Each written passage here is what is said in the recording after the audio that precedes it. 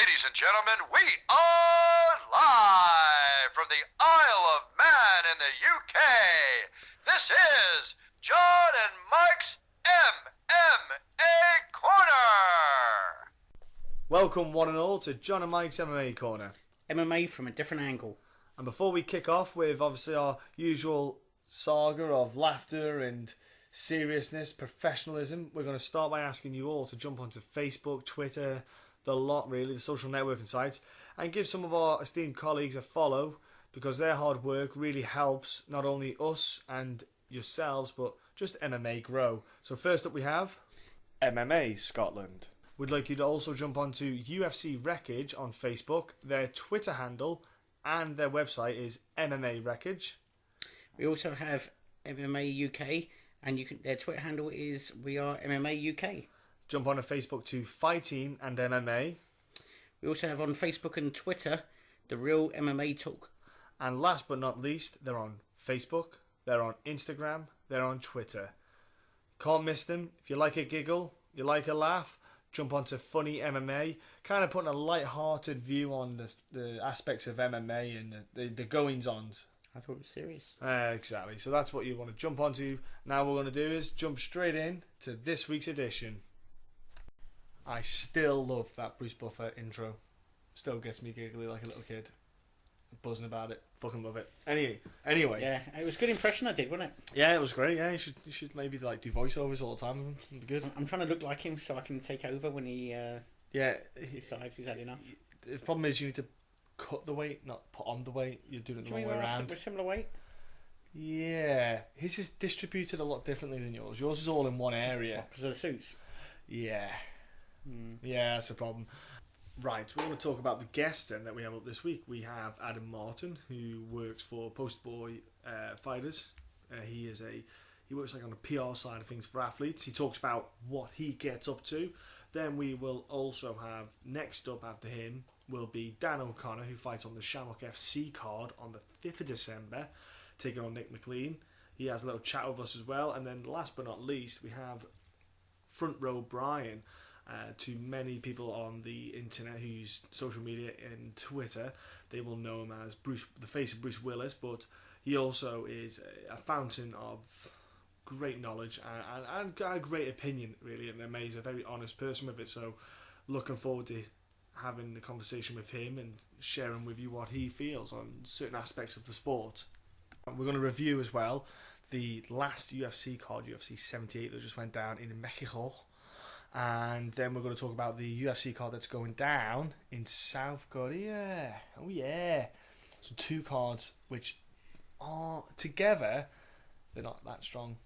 If I'm honest, if you look at the Australia card that we just had, Mexico card and this Korea card, kind of weak cards if I'm honest, aren't?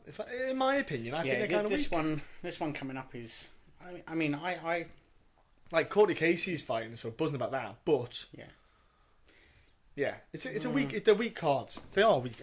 No, they've got to give people. I mean, don't get me wrong. There's obviously a few names on, but yeah, I know what you mean. Like it's spread a little thinly. Yeah, the past three cards. Like if you took the past three cards and took away, for example, if you kept the main events and the co-main events all together, that would make a solid pay-per-view card. Do you not? If you look at it from that perspective, that would make them fall as a whole. I think the UFC, when they go to these places that they don't go to frequently, they should make an effort to. I think that sentence was too long. They should just make an effort. I think on the main card they do put good fights on, good quality fights that.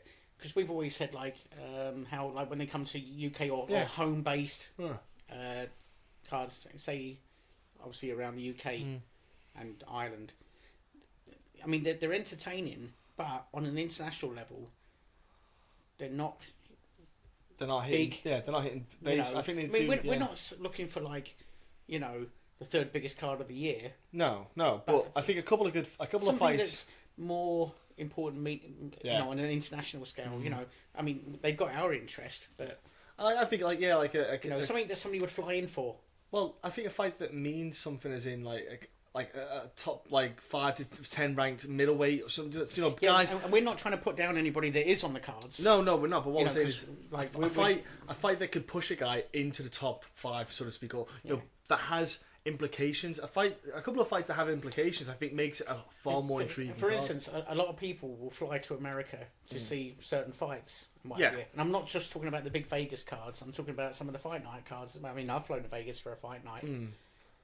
But I'd like to know how many people are flying in to the UK for a fight night card, from America. Yeah, probably Not many. none. Yeah, bar family and friends, none. Well, like fans. I was going to say, well, yeah. Family and friends don't count. At the last one, was there any Americans on the card? The last Glasgow one? Dublin. There was one American. Oh, Dublin. First fight. Yeah, Dublin, yeah. First fight. And then, is there any on the Scotland? Yeah, there was. Jimmy Rivera. Right. Yeah, Marcus Brimage. The two of them actually Yeah, American. that's right, yeah. There you go. So that's why The man Marcus. Yeah. That's why Jimmy Rivera got picked for that fight, because he's from the States and it was to help the intrigue with the States with the Fox Sports thing. So yeah. Anyway, instead of a British fighter in another UK based fighter getting signed up. And the first guest is Adam Martin, like I said before. So he's going to talk to us about his role within Poster Boy Fighters company, the work that he does to help athletes kind of get their head around how to put themselves out on a social media level, which is key in this game. So here he is now. Okay, Adam, thank you first off for stopping off with us to have a little chat. Before we go anywhere then, just tell people what it is you do before we get the conversation going. Essentially, well, first off, thanks for having me on. It's a Thursday night. You're making me miss some American football, which we talked about, before we started the show, or had me come on, and how big of a fan I am. So, you're taking away from that. So this must be a really big deal, which I will say it is for coming on this show, as I believe it is my first international appearance, or the first time being on an international podcast. So thanks a lot, guys, for having me on. And I'll jump right into the answer with, essentially I handle a lot of public relations, social media, and athlete personality branding and building. It's just one aspect of what I do, but for the most part, when it comes to Poster Boy Fighters, the management company that I work with and represent, that's the key aspect for me, and that's my goal, is to help younger athletes, athletes that have been fighting for quite some time now, but just haven't quite grasped the idea or the handle on social media, getting their personality, branded out there for the fans and just the general public. So it helps elevate not just their in-cage performance, for instance, with mixed martial arts, but also their presence outside the cage.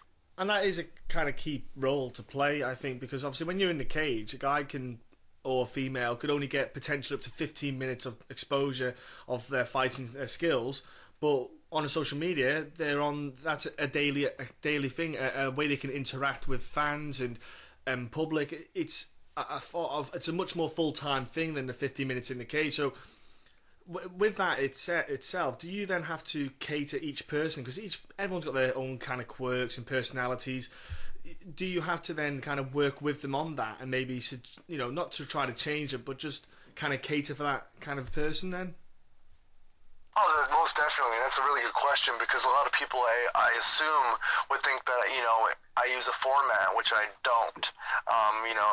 The format gets built within, like you said, that the individual personality that comes out of that athlete, whoever they are, that's what I focus on individually. And, an athlete might have the same sponsor or, the same, wearing the same brand as another one, but it's not just because that's the format that we like to do, or I like to do, in sense. It is each, personality. We have to come up with a marketing idea in terms of, say, social media, the best way for each individual athlete to get their own personality out there and branded, recognized. These are things that, takes a little bit of time, but I find myself fairly decent at it, I guess you could say. I've helped quite a few athletes in my day, and it's just some of it's trial and error. You never know, right? With each and every person, it's different, like you said. But you never go into a different situation with the same approach. It's always a clear scratch board, and then you start drawing out what needs to be done, the highs and lows, or the plus and minuses of each athlete's personality characteristics. Comes out, and you have to be really honest. Otherwise, you're cheating not only yourself but that athlete as well. So how then do you get in? How did you get into this position? It's a very particular role. It's a very particular set of skills. I'd say to have to help people in that kind of aspect of the social media and how to handle them. It's not something everyone would do. So how did you get into that? I think I can't say for sure 100%, but I think it's just the path, the direction that I just generally fell into. With my two partners, they have 15 years combined experience, if not more now. To combine, like I said, and not only managing athletes but matchmaking and the whole fight scene, where I have very minimal in comparison by myself. So I think what they needed at that point in time, or the athletes needed that they were representing, was someone to actually take this on and build upon that, and from there it's elevated to what it is today. And of course, with everything, there's always still lots of room to grow and new ideas that just have to come out, and different marketing ideas and plans and all this stuff that to the common person it might not make a lot of sense to, but for me it's like saying good morning every morning. So it's just something that I'm always constantly thinking about. And, not just with fighters too. I work with personalities, outside the fight game as well. So it's very diverse and it's very interesting. Keeps me busy, keeps me focused, and, it's different, I think. I'm not sure how many companies actually go out and do this, with mixed martial arts, for instance, but it's something that I like to focus on. It's something that I think that, like I said, I do fairly well at, based off of trial and error at some points, but at some points it's very rewarding when you're just bang dead on with a specific athlete and you see something like flourish to the point, where it's now something bigger.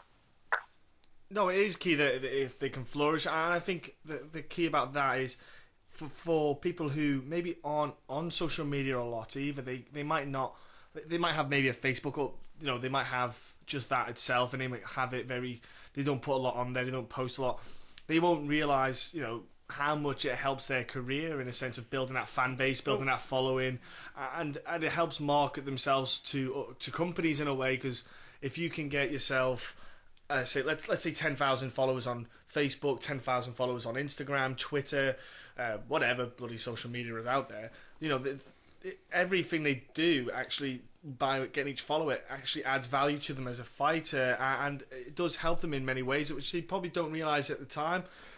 And it's also, I think, social media is huge for the sport of MMA, because you need to get out there, the sport itself, to the public. So, I think it's very clever what you are doing in that sense, the way that you look after the fighters on that aspect. And like you say, I don't know that many companies that do it either, so what you are doing is a very niche market, and it's a very clever thing. Yeah, I think it's important because sometimes, like, you can be a fan of somebody's fighting, but the person themselves, they can appear quite drab sometimes. I mean, the obvious one was Rory McDonald. I liked his fighting, but the personality of himself, I wasn't a fan of. Not until I saw him on Joe Rogan podcast. Mm. And then I realised I like the guy. I thought it's just that he doesn't put himself out there. And once he got warmed into the podcast and started talking about himself, he was actually a really interesting guy. It's just that he wasn't putting himself out there to be recognised, sort of thing. Hmm. Right. Maybe it was just, for some people, I can't say for him specifically because I don't know him, but maybe for some people it's just a fear of something, of being rejected, or maybe it's a not knowing how, or going the right way about it. But you see people blitz on social media and no results. You see someone casually just post from day to day, maybe once a week, and then instant results. So I guess it is.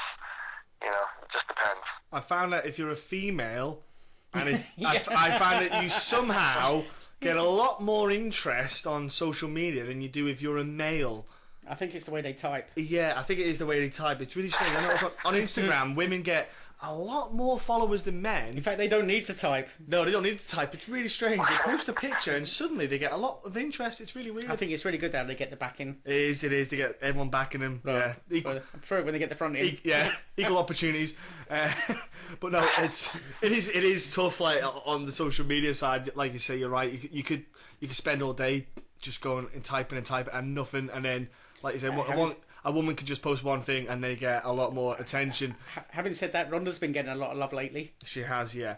I'm not reading that wrong. Now, Adam, so can you tell us about maybe some of the guys that you've got I say look after, let's say, or the guys that are linked in with yourselves, and just so people might know who you're dealing with, because you could say you look after fighters, but you could be looking after Joe Bloggs from down the road who's had no fights.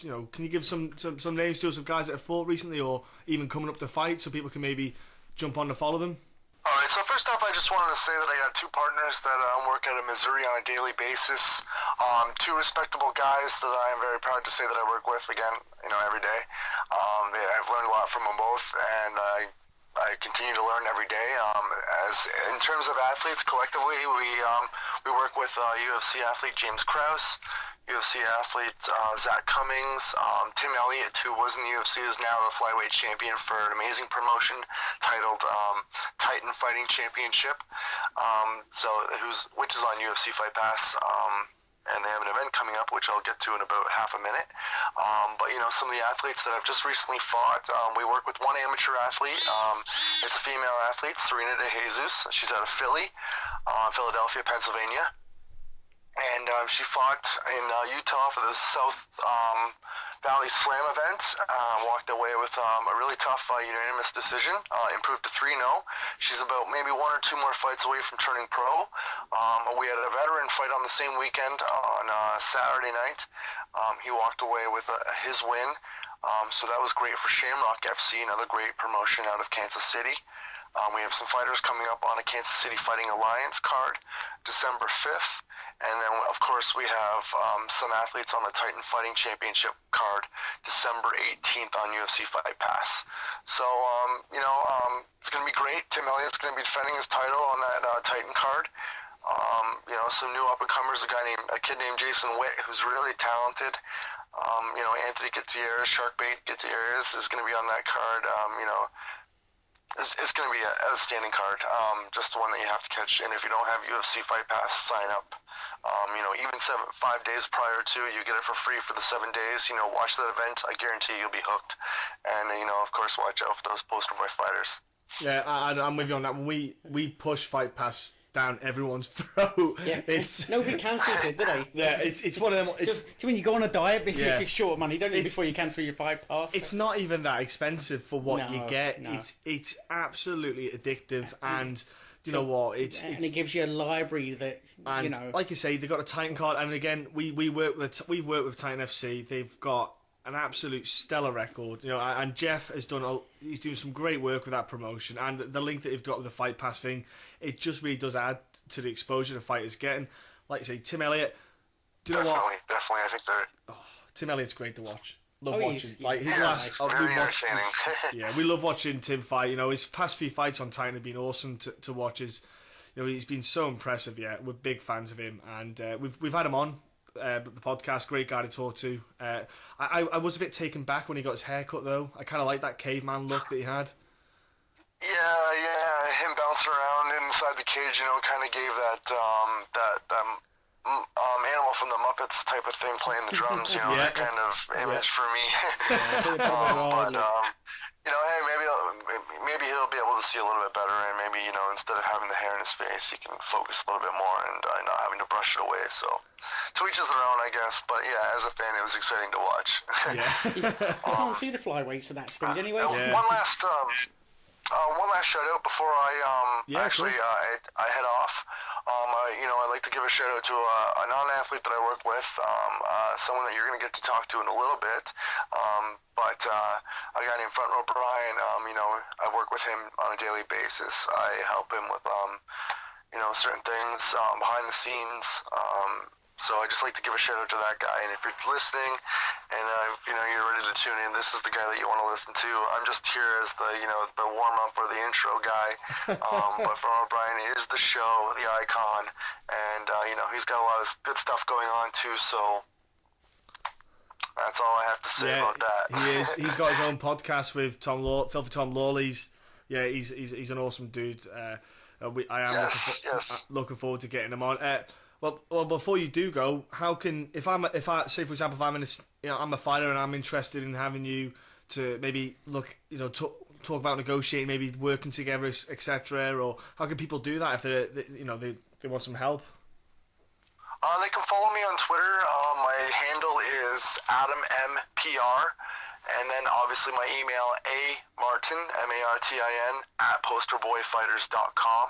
I'll hit you back right away or as soon as I can, normally within a half hour to the next day if I'm not too busy. But I'm generally pretty open to negotiate or talk or whatever it may be. If you have a question, even just throw it my way. I'm more than open to answer it the best I can and the best of my ability.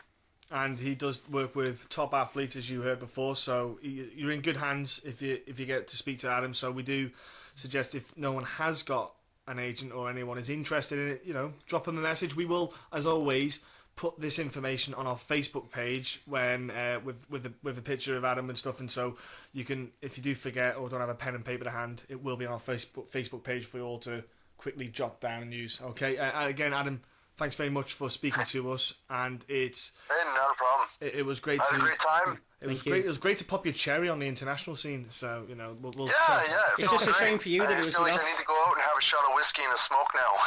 and enjoy the rest of the games. Yeah. Yeah, certainly. Oh yeah, football too. Can't forget about that. But one little keynote I will throw in there. The first ever episode of the Filthy I guess it wasn't the Filthy Front Row Brian show at the time, but the first ever episode of the Front Row Brian show before it came to the Filthy Front Row Brian show with Chael Sonnen as a guest. Special little keynote. I actually produced that show. I was the guy listening in, doing the edits and stuff like that, and then I switched roles, gave it to someone a lot more experience, and by gave it to somebody, I got told that I was giving it to somebody else. It got better. It got better after the first one. The shows turned out great. So it got better after the first one. Thank you for that. But Adam, have a great day. Enjoy your evening, and again, thanks for coming on, buddy. And that was Adam talking. Great to hear from him. Getting a little insight into what he does, and obviously we're going to put on his email address and his details on our Facebook page, like I said before. So, like I say, we were going to start with the Mexico card that went down, UFC Fight Night 78. We will kick off with we talked about a couple of fights that were on. They did have the tough finale cards, tough finale fight, sorry, which I don't talk about because no one really pays interest to. I've got a wee suggestion. Have you? Oh, fuck yeah. me. No, it makes sense, and it's a simple statement. Mm-hmm. I mean, okay, I'm all for having the tough series and tough finals and all that. Mm-hmm. Don't put the tough final on the main card. Right, I've heard that before from somewhere else. Yeah. So, it makes sense, have it on there, but let's be honest, they haven't even got there by kind of merit at that point. They haven't sort of cut their teeth yet. Well, they should just stop tough. If I'm honest with you, tough's all right, and it doesn't increase a bit of. I think they need to interest. I think they could do further afield. They could do doing away with tough now. It's not. The viewing's sliding year after year. They're going down. They're not going. They're not like Conor McGregor this year might bump it up a little bit. But can you put Conor McGregor on as a coach every year? No. They've got. I don't think you'll have Conor McGregor as coach on again. No, but do you know what I mean? It's one of them ones where you can't. The tough brand. It's just been going downhill, and it has statistically. I've seen the numbers. I've seen the viewing figures, and it's not. I think they don't need it. They don't need it these days because the guys that are fighting. It's not like the UFC can't find them. people are far easier to find. Yeah, if you're any good, then they should know about you. Yeah, anyway. fighters are far easier to find these days than what they were back in the day when Tough started. So I do believe that Tough, I think there would be nothing wrong with them not doing Tough anymore. They do, honestly. But the reason is they're doing it is they can make money out of it. Mm-hmm. You know, I think it's a waste of time. So yeah, we got. So we're not going to talk about Tough finale fights because me and Mike didn't watch that Tough series and don't really care. So we're going to go to Efrain Escudero against Leonardo Silva. What do you think of that one, Mike? I'm just trying to. I watched the whole card and I can go and start talking about it and I'll remember. Awesome. It was my first one I managed to see. I was off that night and I managed to watch it from start to finish. Okay, so the Leonardo Escudero Silva card, it started off really tentative. The fight it ended up in a decision win for Leonardo Silva, but the first round it was very much feeling out process. You know, there were very few strikes and combinations thrown in that fight. It wasn't really in that round particularly. Then it got to the second round. It almost looked like it was really strange. I don't know what the altitude is for where the card was. I don't know if that was a factor, but the pair of them did look a little bit tight. But Escudero got on top of that card for that round, and he managed to basically take that round. And to be fair, he didn't do a lot in the sense of offense, but Silva did do enough in the sense of an offensive defense on the ground. He was going for the submissions, he was going for the armbars, etc. He was either trying to get up or trying to get the submissions. Then when it came to the third round, Escudero just couldn't even. He also couldn't get the fight to where he wanted to. Silva just was throwing nice accommodations and he were landing. It wasn't a fight to remember, to be brutally honest. Oh, that's probably why I don't remember it. Between that and my medication, Silva won it. So that was that fight. Next up, we had the De Silva versus Cejudo, as you could say, or Cejudo fight, the flyweight division. Again, this one went to a decision. In fact, all the fights on the card went to a decision. It wasn't on the main card. It was a long card, but Cejudo went to decision. Henry won the fight, won the bout. He seemed to handle it very well. Very, like, he does look like the obvious next in line. Do you really think so, Mike? Well, really? Yeah. Why do you think he's the obvious one? Because it just seems that like we were talking about it beforehand. Mm-hmm. We were saying, like, you know, could this guy pose enough problems? I think you actually picked him to win, didn't you? No, I picked De Silva to win. That's what I mean. No, De Silva didn't win. I know he didn't. Yeah. That's what I'm saying. Yeah. So you actually picked to win. Yeah. And yet, old Henry just seemed to go in there and just handle the fight at his own pace and do whatever he wanted to do, really. Yeah, the fight itself again. It wasn't even one to remember. It was a long 15 minutes again. But it wasn't close. You know, Henry was too slow. When I look at Henry and I watch that fight, Henry Cejudo watching that fight, Mike, I don't know why you think he's good enough to go in. No. Or the whoa. I didn't say whether he'd win the title. No, but you said it was obvious choice. What I mean is, I don't think. No, what I mean is like you need new blood to challenge for the title. Yeah, I think Does he win the title? No, he doesn't. I don't. But is he good enough to fight for the title? Yes, he is. You know, fight for it and winning the title are two different things. Yeah, I don't think he's ready. Do you want to see rematches against? You know, I mean, like, no, if you ask me, there's no one in that flyweight division. There isn't. Really. But the UFC might do the fight anyway. But I don't agree with Henry being touted as the guy to fight because he was too slow. If you look at the way he was fighting, his combinations were slow compared to what Demetrius Johnson would do to him. You know, he did look kind of strong on a grappling sense, obviously from the wrestling. De Silva didn't do too bad in handling, and to be fair, Henry Cejudo, if he couldn't finish De Silva, it's not. I don't think he's put enough of a statement down in fights, and that's what worries me is if they would have put him next against Mighty Mouse Johnson, how are they going to sell someone who's not finishing people? Yeah, but they can't really sell anyone against Mighty Mouse. You can't, but you've got. But that's what I'm saying. Like, as a business perspective, you've got to sell a fight. And he's fought everyone else. No, yeah. Do you know what I mean? It's so you need someone, and you've got a guy there that's unbeaten. Look, I'll go on record now. I don't think anyone beats him. The only thing that beats him is retirement. Yeah, I look for a super fight. If I'm trying to sell a fight to the world, you know, I would say I'll put Henry in there because he's unbeaten and okay, he doesn't finish fights, but you know, he hasn't fought him before. No, he hasn't. And he's winning fights. I know. You know, you've got to give him someone. You do. I just don't. Do you know what I mean? And I know they do. Yeah, he's good enough. Any other champion, and you sort of, you know. Well, I don't know. I wouldn't even. I don't think it wouldn't matter who the champion was. Right, take away Demetrius Johnson. I just think Henry isn't that great. To be brutally honest, he's not that amazing at 135. Now, I don't know if it's the weight cut that maybe affects him. Who'd you give him next? Like a Benavidez? Who do I give Mighty Mouse next? Yeah. Not sure yet. In fact, if I'm brutally honest... No, not... Well... If I'm honest, who would I give Mighty Mouse next? I would potentially wait to see who won between TJ Dillashaw and Dominic Cruz, because I would say, because TJ spoke about it, if TJ won, potential super fight, if they could do it and agree to it, and Mighty Mouse versus TJ. No. Who's he defend his title against next? Wouldn't have a defense. No. Wouldn't have a defense. No. You've got to keep the weight alive. So who? So let's forget super fights. You don't. Okay, who challenges for the title next? I would probably wait till I don't know. No. So who fights for the flyweight title next? Who would I have fighting for the flyweight title next? I would. Do you know what I mean? That's when it starts to make more sense. I'm not sure who I'd pick, to be brutally honest. I know Henry's the only possible. Yeah, so choice. Now it starts to make sense. That's what I'm saying. I'm not talking about who wins the title. No, Mike, no one wins the title. No, Mike, the guy's won the title. I know what you're saying, but I'm just pointing out to you that obvious of the differences in standards between the two of them. Like that was what I was pointing out. Yeah, to but you. I'm just saying. Like I'm now saying he's ready to fight for the title.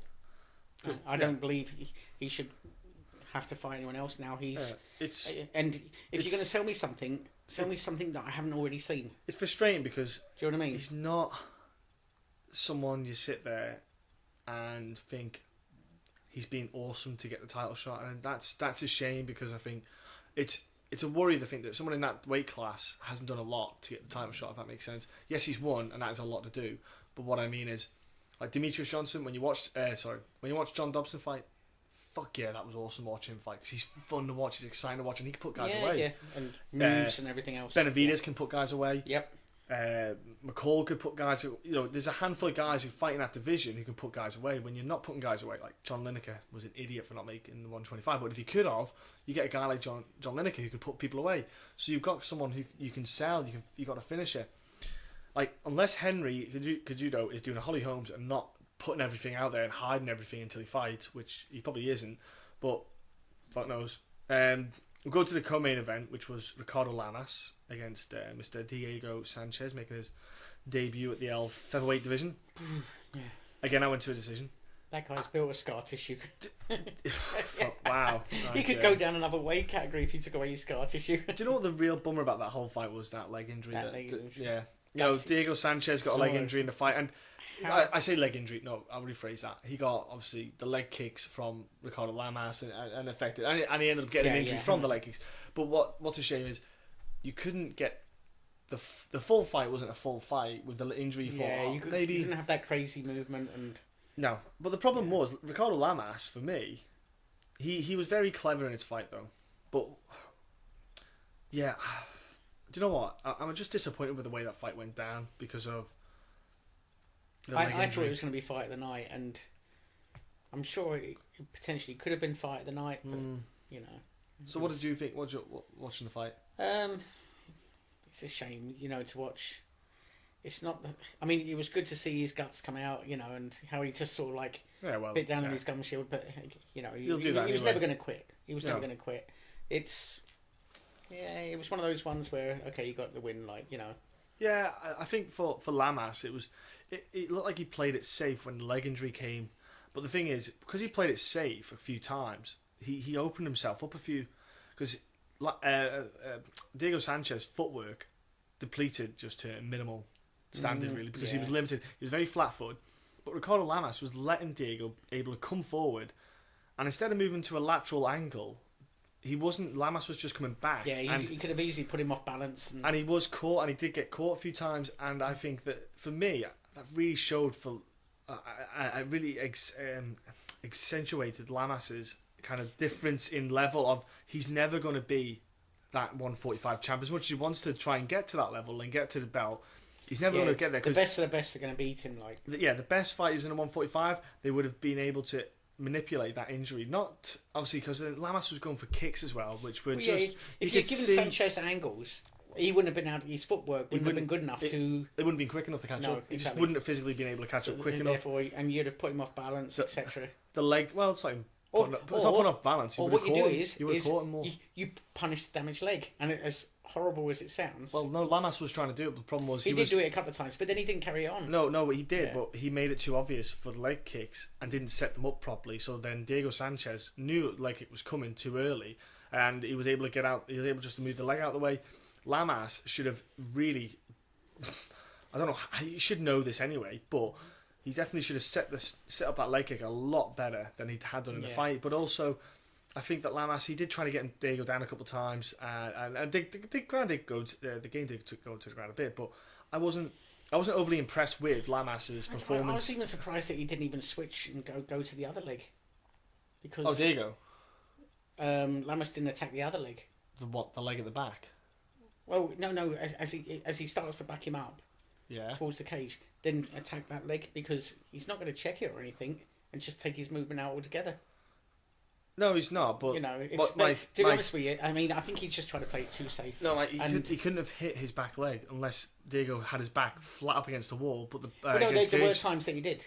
He did back up against the cage. Yeah, but the problem is, Mike, with that is when you're throwing the leg kicks, you have to be careful of where their foot positioning is because if their leg's too close to that cage, they're going to catch their foot on the cage, Mike. Also, what you saw with Diego is he did go for the leg kick a couple of times when he was against the cage, but it's because his front leg, his right leg, which was what was injured, was forward. It was forward off the left. What I'm saying is there wasn't enough attack in any direction. Like, when you can see that somebody is obviously as handicapped in a fight as much as Sanchez was.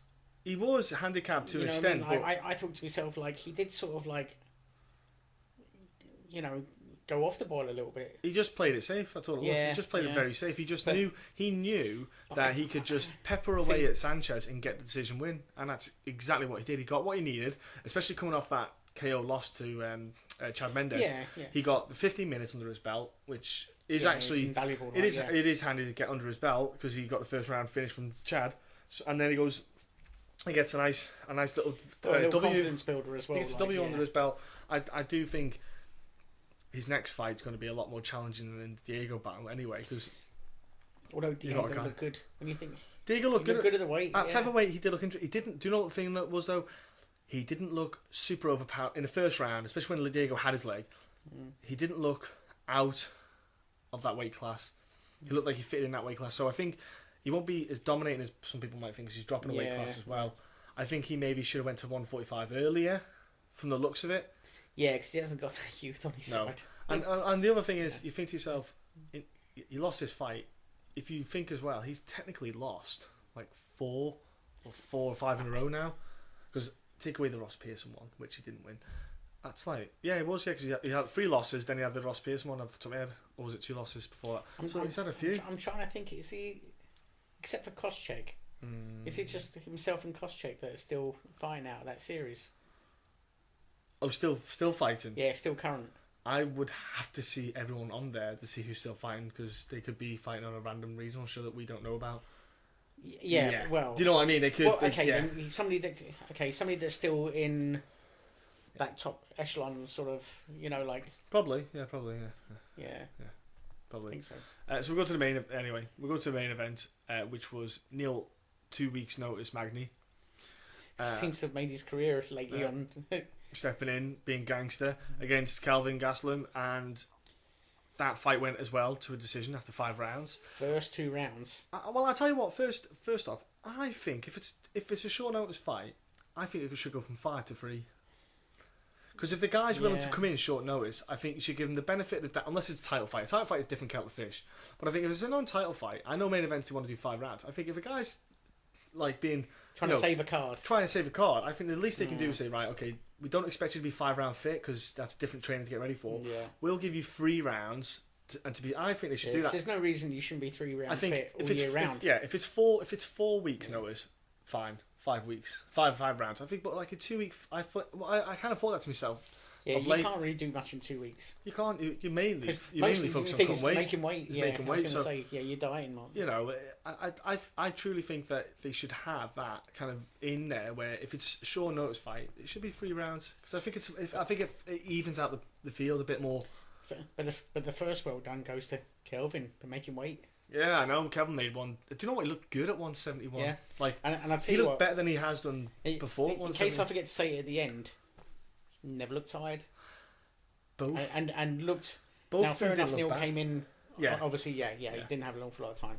But in a fight with a lot going on, Kelvin, and a tough fight, Kelvin looked in good condition. he looked I in was good really. shape. Not only did he make weight, he He looked you know, good. Yeah, for the 5 rounds, I think I was impressed Yeah, with how well. So well done for taking it serious and Well, at least getting. he's got his head around it now, Already. whatever the hell it was that he was getting wrong. And do you know what? It was a good fucking fight.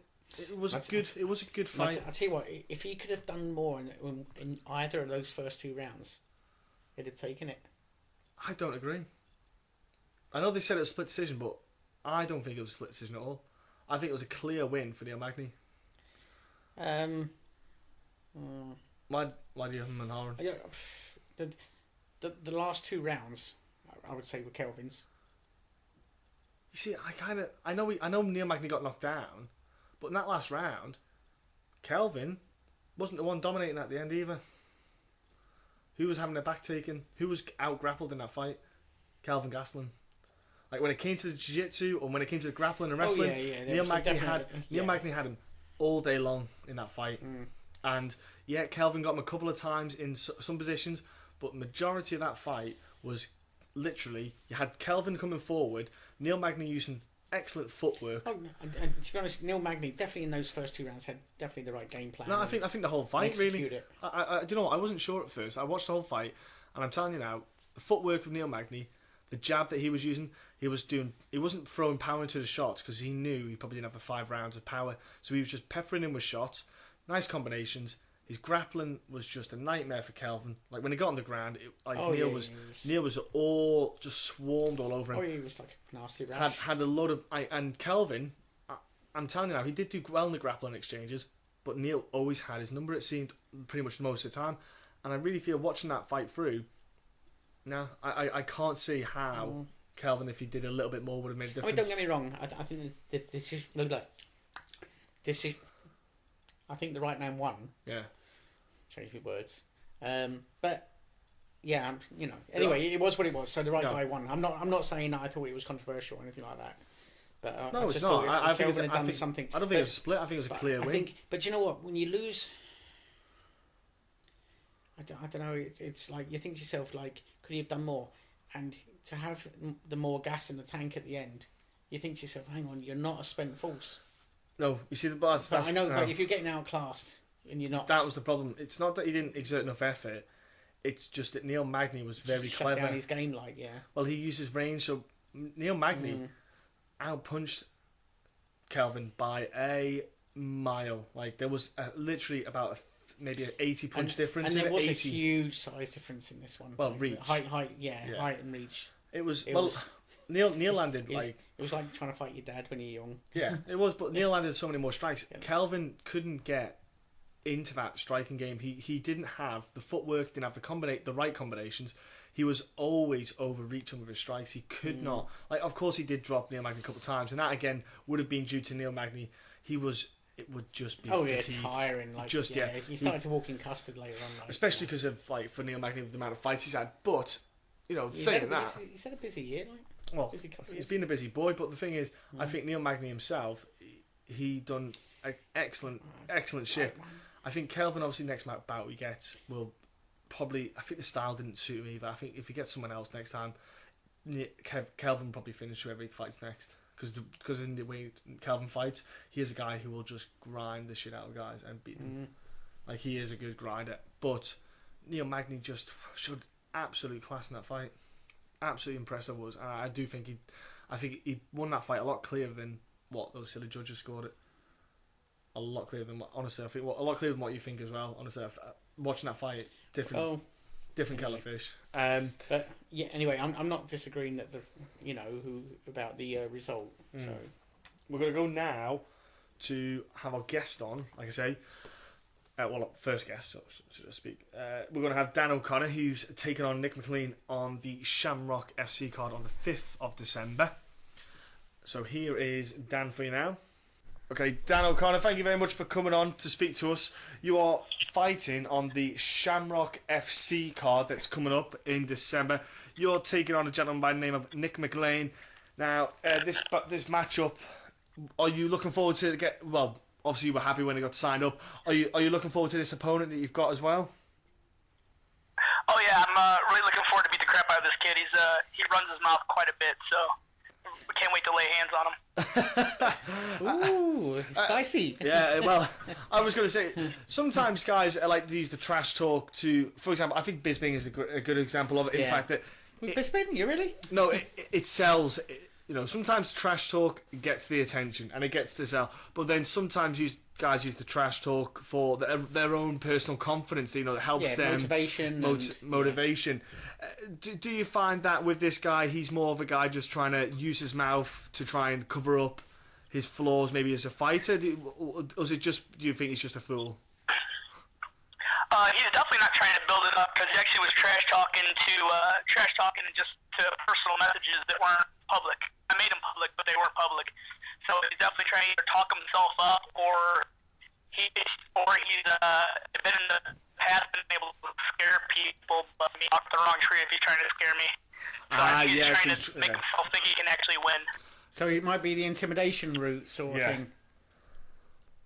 Maybe. I think he's more trying to talk himself up, though. He's not going to ever scare me. I don't know why he would think that would be possible. But I think he's just wanting to think he can actually pull this off. So. Have you found it quite comical for yourself? Oh, it's hilarious to me. The stuff he's saying, he's not a very bright individual. So the stuff he says is kind of, you almost have to interpret it in hillbilly slang to figure out what he's saying. Sounds. Be careful! Those guys have got guns everywhere. There's a dictionary for that as well. So, okay then, what have you done then to prepare as a fighter to have the confidence that you have then to beat this guy? What is it that we should believe in you for? Like, how good is your training going then? Oh, my training's going fantastic. I train with tougher guys that he deals with. I have to spar UFC fighters, guys that fought on Bellator in high-level competition. So, I've fought guys that are way tougher than him, and the guys he's fought, I'm not really worried about the guys he even fought. He hasn't fought any competition that has matched anything anywhere near what I've had to fight. So, I'm not really terribly worried about the stuff he thinks he's going to be able to pull off in the fight versus the stuff I see every day in the gym against guys that are bigger, stronger, faster, and have far more experience than he has. I know that would be something that would give you confidence. Yeah, when you've got guys who are, like you say, of those levels, it does kind of help you relax a bit when you get these matchups, because you think, well, he's not X, Y, or Z. He's not. Yeah, you've seen worse. Yeah, he's not my training partners yet. He's not going to be put me into a position and beat the crap out of me like they could. Like, for example, if you've got a guy that's a couple of weight classes higher than you, that's just a nightmare to face. But I suppose, like you say, that's where you get your confidence from. Yeah, and anything could happen in a fight, so I have to be wary of a lucky punch landing and stuff like that. We've seen that before in fights, so you gotta be wary of it. But I do fight better guys than what he is, so scaring me is not going to happen. But making sure I'm properly trained and I'm ready for the fight is the only thing I need to worry about. I don't need to worry about how tough he is. I need to make sure that I'm in shape and I'm on point to beat him the way I know I can beat him. And we quite like Shamrock FC ourselves. We've dealt quite a bit with them of late, and we like the way they run things. Being on their promotion, have you yourself found that they're quite obviously they're established, but do you look forward to fighting with that card, so to speak, dealing with them and working with them? Oh, I love working with a very professional card. I've worked for I fought on a lot of local promotions and high level promotions, and just working with Jesse and Donaker and all the guys over there, it's really awesome just to have everything laid out from you and know what you're going to be dealing with. You don't have to worry about a lot of the crap that comes along with fighting on local promotions and worrying about if the fight's going to get canceled or anything like that happening. So it's a high level promotion, and I think they're going to be going really far in the next couple of years, much further than much further than they've been. They're just really expanding with the Bellator route and everything else that they have. So I really enjoy fighting for them, and can't wait to see what's coming in the future. That's something we have talked about with a couple of fighters from Shamrock. Is that dealing that Jesse has with Scott Coker? They've got that friendship going on, and also that kind of collaboration that they do, where it seems that, you know, Shamrock FC know that they're not the number 2 promotion in the world as Bellator would be classed, for example. But he knows that if guys are going to go up a level, that's where they could go to. So, you know, Jesse's there to help guys and girls push them up to the next level, and Bellator's like kind of a good way to direct them. I think it's a good understanding, and it's a great relationship. I think for fighters like yourself, does it kind of give you that kind of confidence that you've got people who are looking after you in a sense of Shamrock FC, and the fact that they might help you get towards somewhere like Bellator to kind of advance your career in a way? Oh, absolutely. I mean, Bellator is really making a big shift too lately. They with UFC doing the Reebok deal, you have so many fighters switching over to Bellator, and Bellator in a couple of years may be where UFC was. So you got Jesse that's really pushing it, and I think that their relationship with Bellator is amazing. So we had the big Kimbo Slice and Shamrock fight that I've never seen so many people in an arena anywhere near St. Louis. So the fact that he's hooked up with Scott Coker the way he is, I think it's great for anybody that is signed to Shamrock or guys that are working with Jesse, because they're going to be getting pushed to the next level and seeing all the cool stuff that's going on. Yeah, I think Scott Coker turning up at Bellator was a fantastic thing. When his name's left Bjorn Remby. Yeah. When Bjorn was there, he was murdering that promotion. And to be honest, we were quite outspoken, and we basically slated kind of Bellator a bit at the time. But then after Bjorn was outed, After his reign had ended, and Scott came in. Hats off to Scott Coker and Bellator for turning it all around and making it. Okay, it's not perfect, but it's miles better than what it was, and you know, which makes MMA for fighters and fans. Yeah. Well, you know, well, the thing was they got rid of that outlet. They got rid of that kind of silly tournament style that they had, where it was like a cluster of Bellators, and it'd have a break, and then it'd come back again. They got to the regular shows they're doing. And also, they've got the title fighters a bit more regular. It's good. I think it's a lot better structured now, and it's exactly what they needed. And I think Scott can steer them in that direction. He will basically turn Bellator into Strikeforce in a way it was managed there. So he's not going to do much different, you know. And I think it's a great thing for MMA fighters, really, to have that kind of knowledge that Bellator back like that. And I do kind of agree with you in a way that with the Reebok deal, Bellator could at least be a better, definitely a financially better place to go. Yeah, they're going to have a lot of fighters switching over, and a lot of fighters are going to rather be at Bellator, especially with the new format change under Scott Coker.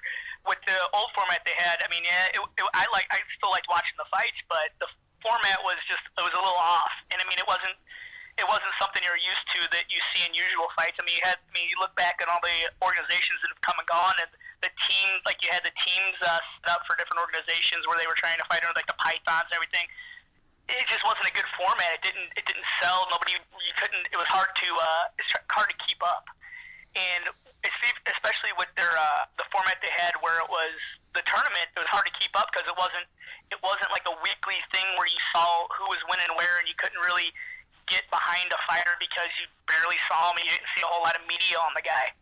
So their new format I love. You got the Michael Chandlers, they're pushing like crazy, and all the fighters you've seen in the years. So it's really going to be bringing people back to Bellator that are kind of getting tired of the shtick of the UFC that you're seeing. So I really like it. I think Bellator is going to be going a lot further than where they've been in the past. So Scott Coker knows what he's doing, and you saw what he did with Strikeforce and everything else, all the other organizations he's worked with. I mean, they've all succeeded. They never failed. They all succeeded, and to the point where he was like, he either got tired of them or sold them or however you want to put it.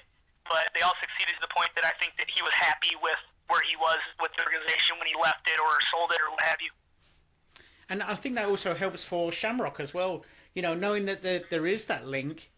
You know, there's you can sign with Shamrock, and you know there's not like a barrier in the way. Like there is a possible move, and you know, like with the people that have won that contract with Bellator, you know, with these fights, you know, there is a possibility that is around the corner. So, you know, it's almost like a title fight in a way. Yep, and I mean that's how they break it down. Is you win the title, you get a Bellator contract, not just a one fight deal like a contract under Bellator. If you win the Shamrock title, that's how close he is with Scott Coker, which I think is just amazing that it's come that far. And I mean, from St. Louis, it doesn't have many fights. We don't get UFC here. I mean, not even in Kansas City. Missouri doesn't have a lot of big promotions. We have Strikeforce, we had Bellator, and then we have Shamrock FC. So RFA's come to town twice, but it was not to the level of what we've seen with Strikeforce and Bellator. So it's amazing to see this stuff come about. So yeah, I like going. I was going to say, yeah, I actually feel in a way, in a kind of a weird way, that this Reebok deal could be like a good thing for MMA, because what it will do is it will take away, like, the UFC won't be the only mountain in the Alps anymore. You know, there'll be other places where they'll think, you know, kind of, I want to go there. And then as soon as you get more people going to a place, it then builds that promotion, builds the quality of a promotion, and it kind of spreads out instead of everyone aiming for the same peak, you know. Absolutely, the monopoly's gone with the UFC. I mean, there's now other organizations you can go to, and people are happy to go there. You hear about all the guys that are leaving UFC because they're losing money. Well, Bellator has Viacom and whoever else behind them that's going to be putting money out there to get these fighters. You got phenomenal fighters that are coming over to Bellator that were title contenders that could easily have been a UFC title holder in the next 6 months to a year, and now they're over in Bellator. So the competition for Bellator is definitely being raised, and it's shifting a little bit from what I'm seeing. So people are rather going to Bellator, rather going to the UFC. It's not just the only outlet to go to anymore. I quite like the fact that there's that relationship, like you said before, with Scott and Jesse. I would like stuff like that to happen a bit more with other promotions, possibly around not just the States, but you know, even in the UK and elsewhere, where maybe a bigger promotion, instead of trying to be the big dog, I'm not saying bully the smaller promotion out the way, but work in conjunction and, you know, kind of have an understanding. I think, you know, yes, it's a business, and you know, sometimes, yes, sometimes they have to be a bit selfish, but I think in a way, if they could maybe have a mutual understanding and not trying to step on each other's toes and trying to work things out like Jesse and Scott have done, I think it would really benefit just MMA on the whole, just for all levels. It would give fighters a lot more. It would help relax their mind a bit more, so they don't feel like they're stabbing anyone in the back, or you know they're doing any wrong. They have a better understanding of where there is to go. Really, that kind of from grassroots to the big scene. I think it's good if they could do something like that a bit more with other promotions. Oh, absolutely. I was reading today that Bellator is going to be expanding to like Israel and London in the next year. Yep. So you're going to see that happen, and then I mean, if you can try and not put a fight on the same day that other people are putting a fight on, I mean, you're going to be making more money doing it that way. But everybody's trying to screw everybody in the business, it looks like, in a lot of ways. But we'll see what happens in the future. Hopefully, the way I see it is I see Bellator really expand in the next couple of years to a level that we've never seen them at, and UFC looks like it's kind of on the downside, especially I'd hate to ever see Conor McGregor lose a fight, but if he loses, and you got Ronda Rousey just lost, I mean, that's their big paydays. That's their big names that everybody knows. People don't even watch UFC. Mm-hmm. Those are their names they know because it's so much out there. Now, if they lose, now what are you looking at? I mean, Holly Holm doesn't have a whole lot of hype behind her that Ronda Rousey had, and she's not doing movies and whatnot. So you could see it. You could see a nice, good shift, and other organizations probably have a lot more room to start building up if UFC isn't taking all of the pay-per-view. You know. Yeah, it'll all be about Paige and Sage if Conor drops as well. You see, that's what you'll be looking at. And, you know what? And Conor's got an arse of a fight ahead of him. Hell of a fight. I mean? Fuck that. You know, Jose is no And joke. I mean, you said Paige and Sage, and they're coming up too, but they still don't have They're the not there background. yet, I mean, yeah. they're gonna be something big. Yeah, they're but like they're not there potential. yet. Yeah, Yeah. they got yeah. potential So they're- stardom. Yeah, it's good times. And I mean, you know, neither one are So go on, neither mate. one are really are able to talk over. I mean, they're not big talkers, so that sells a little bit of a fight. And they're not their personalities aren't too big enough to really go into movies or anything like that yet. So in the future it's possible, but right now they both seem like very nice people, and they're not going to be. They're more GSP-ish, if you will, where really good looks, but not gonna hype a fight other than looking good and winning fights. So I mean, he was phenomenal in the day, but now the game changed when Conor McGregor came out and Chael Sonnen came out, and they could talk people up to buy the pay-per-view. Yeah. I don't see that out of Paige and Sage, but it's possible. See what happens. I would do a film with Paige, just me and her. Though. And a few more of your brothers. What kind of film are we talking about? Yeah, that's not going to be in all cinemas. That might be straight to DVD. That one. No, but it is a game changer. The way the sport is kind of. But see, the thing is, yeah, with Sage, he's going to be. His year will not be 2016. It'll be 2017. With the big fights. They'll build him in 2016, but that top echelon will be 2017 at the earliest. And I mean, with Sage, the way I see it, I mean, he's phenomenal, but I don't know if he's been quite tested the way that I'm worried about when he gets in with a guy that's really good, that's tough and hard nosed. He's gonna take him down and grind him out. Yeah. See what happens with him. I mean, the guy is phenomenal. He has crazy athleticism, and he could be something fantastic. Provided, and I'm sure Dana White's gonna hold him back a little bit and give him a little bit easier fights as he gets better. But we haven't seen him tested. I watched all his fights, and he's a phenomenal athlete, and he's definitely working people. But as of right now, he hasn't. If they threw him in with a killer now, I don't see him pulling that off. Oh, he got knocked out. Also, he's been knocked out. Yeah, He's amateur. he did. He's been knocked out in amateur. yeah. Yeah, it was awesome. But I mean,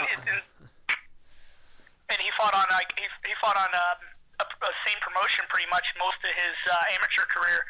Not a big promotion and big promotion in Missouri, not Missouri, the United States, but they're definitely building him up. If you look at the caliber of the guys he fought, so hopefully they kind of groom him to become something as opposed to like throw him to the wolves. Yeah, it would be a silly move just doing stuff like that because you're blowing a kid's career as well. You think he's still very, very young. He's still young in his MMA career, and so I think it is one of them ones. I think they should do that though with a lot of fighters. Should nurture it a little bit. They should nurture him, even though they sign him on. Like for example, CM Punk. I'm sure they're going to nurture him before they. Yeah. He'll be collecting his pension before he's nurtured. God. I got guys in my gym that would work CM Punk. I would love to see them on there, but they don't have the name that CM Punk has, and they wouldn't. And they're not going to sell the tickets that he would sell. So I don't think that he's going to get thrown in with any of the killers that I have in that weight class at the gym I work at. I know it's kind of like I don't know how they're really going to do that one. I mean, it's. They said they're going to give him someone of a lower level, like obviously a number of fights, but like they're going to have to sign someone in, and it's really weird. Well, it makes you wonder if they'll almost sort of like sub him out to a different promotion. No, kind of thing. They won't do that, Mike. No, they're not doing that. Yeah, but that means they've got to then bring in someone from outside of the UFC. So you're telling me that the UFC, who signed CM Punk, are going to loan him out to another promotion? Have you listened to yourself, lad? Do you think the money they're going to give the money to another promotion? Sit down. Who's he going to fight? Sit down upstairs. Yeah, but what I'm saying is there's no one currently signed to the UFC that would let him fight. They're going to bring someone in, Mike. They said that. I know, but that's what I'm saying. It just doesn't make sense. It will, because they don't want to just throw them to the lambs anyway. But look, Dan, you're fighting on the Shamrock card coming up on the 5th of December, because there's obviously there's one before that, because they have a few cards. Nick McLean, you're going to have an interesting fight with, obviously you're going to aim for his mouth and try to stop him from talking anymore. That would be your goal. And obviously maybe try and hurt his fingers, so he can't, be a keyboard warrior. But before all that, if people want to jump on social media, how can they do that, man? Like, how can they jump on like your Facebooks or Instagrams or MySpace and all that stuff? Pretty much, if you just look up Johnny Irish, it's under the Johnny Irish on almost everything. My Twitter, my Instagram, and I have my fighter page on Facebook as well. So I mean, it's not hard to find me. Just look up Johnny Irish. It's a nickname I've had for years from my coach, and it's not hard to do. And I'm a little bit entertaining, it seems like. So I have people that like watching the stuff I put up. So. And what about sponsors, man? Have you got people there that help you out and back you? Oh, absolutely. I got Diablo Ink Tattoos with Aaron Lowe, who does all of my artwork. If you ever see my tattoos, I got some pretty awesome tattoos from the guy. I got my gyms, St. Charles MMA under Mike Rogers and Rodrigo Vaghi, and then I do Muay Thai under Arda and Quentin O'Brien. My sponsors, other than that, change as the time goes. So I have a lot of other great people. I have my wife that backs me best she can without trying to murder me every day, but I got a few sponsors, but that's about it off the top of my head that I can think of. And obviously, you mentioned your wife helps you and supports you. What about anyone else there? Obviously, training partners in particular or anything like that? All of my training partners. I got Josh Sampo, EJ Brooks. I got Matt Ricehouse, who fought on Strikeforce, who's phenomenal. Adam Donovan always comes in to help me. He's fought on a lot of promotions. That's one of my main training partners for this one. He's beating the crap out of me daily. Luis Pena, he's coming up. He's coming up as an amateur, but he's a phenom. He's going to be somebody to look for in the very near future. And I mean, just about everybody at my gym has really been helping me out, especially after they saw some of the stuff this kid said. They're really pushing me. The guys are fighting on big cards, and they're more worried about me fighting this guy than they are worried about that.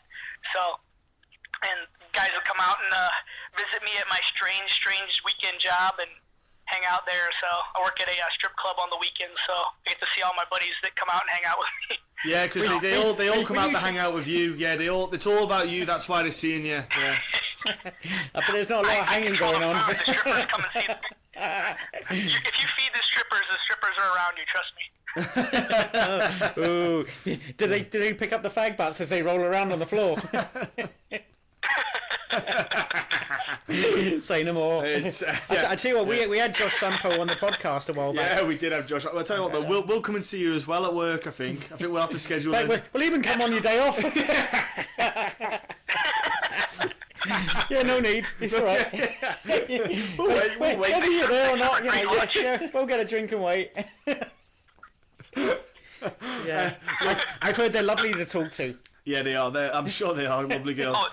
And their lunch buffet is phenomenal. Trust me. Buddy, thanks very much for coming on and speaking to us. Have a great time. Have a great fight. Enjoy the last few bits of your camp, which isn't that you're not that far off now.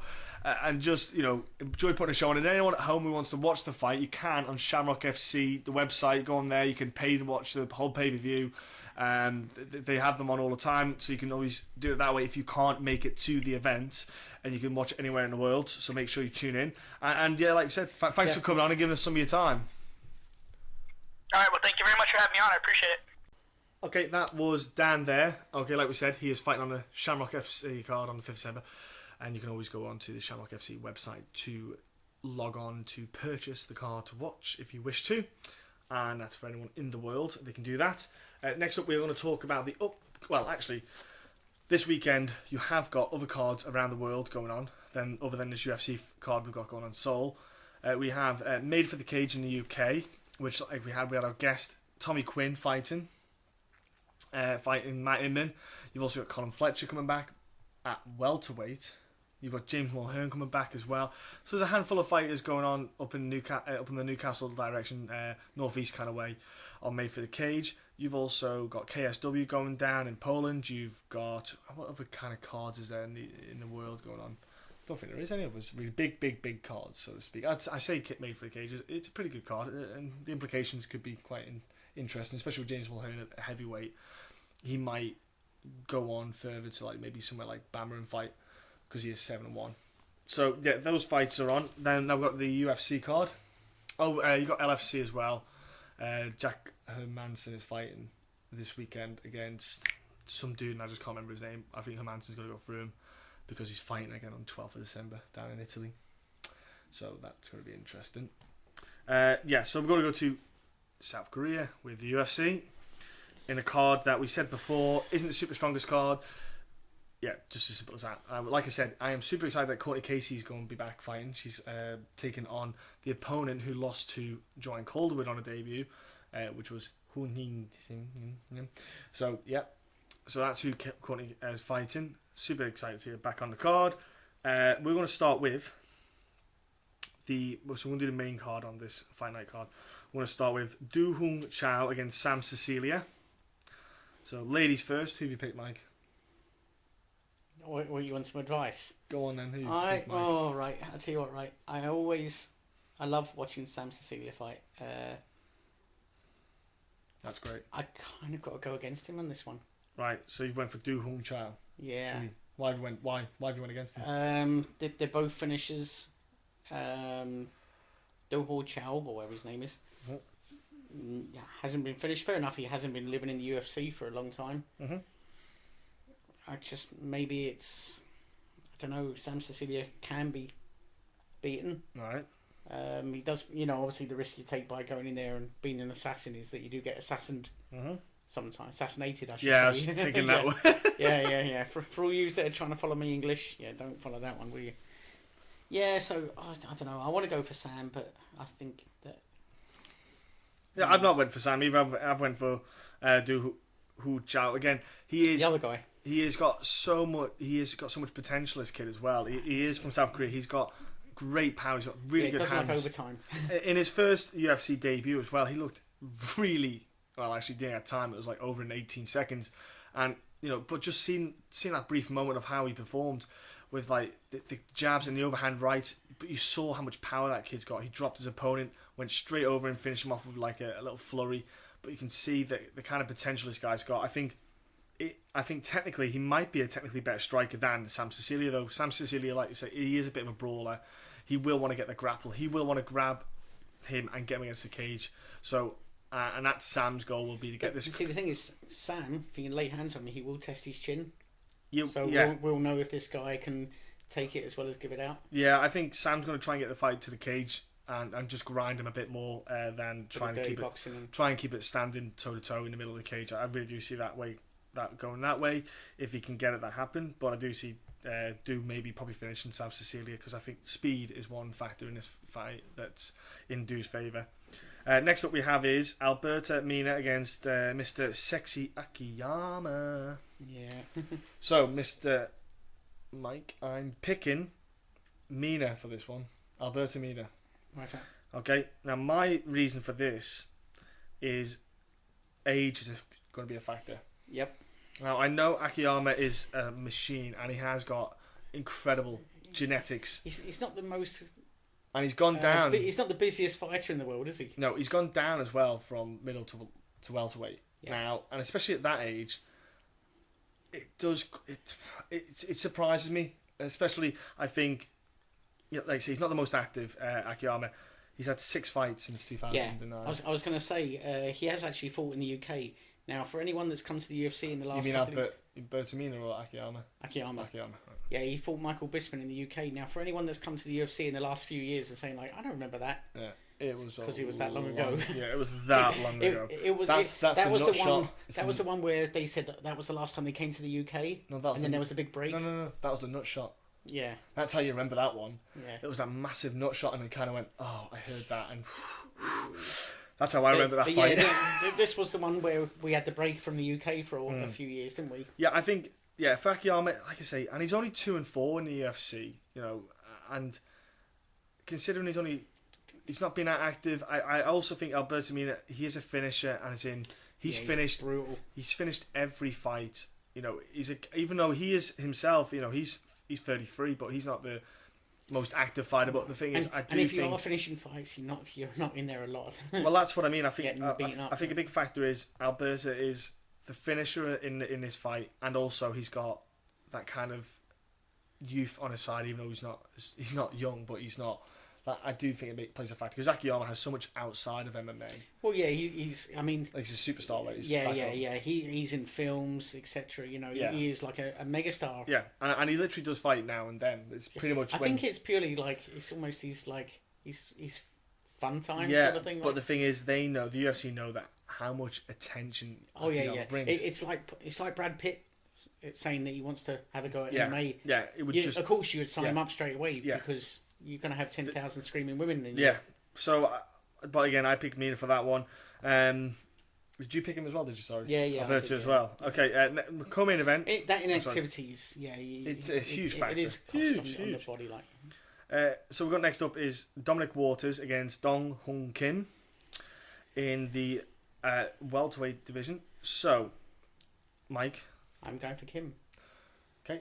Yep. I just feel that Waters. I mean, he's lost himself, hasn't he, in recent times? Yeah. A little bit more susceptible, and Kim. Yeah, he's no mug himself, is he? No. Yeah. He's not. Right. Okay. Dong Hung Kim. He was on a 4-fight win streak recently until he lost to Tyron Woodley in that. And I always said that back in the fight when he lost that bout. It wasn't the fact. Around. Well, what happened, in my opinion, it wasn't a fight he lost because of a great strike. It was a simple fact of the strike that he threw, the movement he made, turned his head away, and the strike that Woodley threw, which was a spinning back fist, it kind of caught the back of the head of Kim, which was what put him on his ass. And it was more a circumstance that ending rather than Tyron Woodley positioning his way to finish that fight. Except for that fight, he hasn't really done anything wrong. Well, no, Do you know what I mean? But then, if you think about it, he fought Josh Berkman, finished him recently. So if you Yeah. take away that Woodley fight, he would have, in theory, he's got.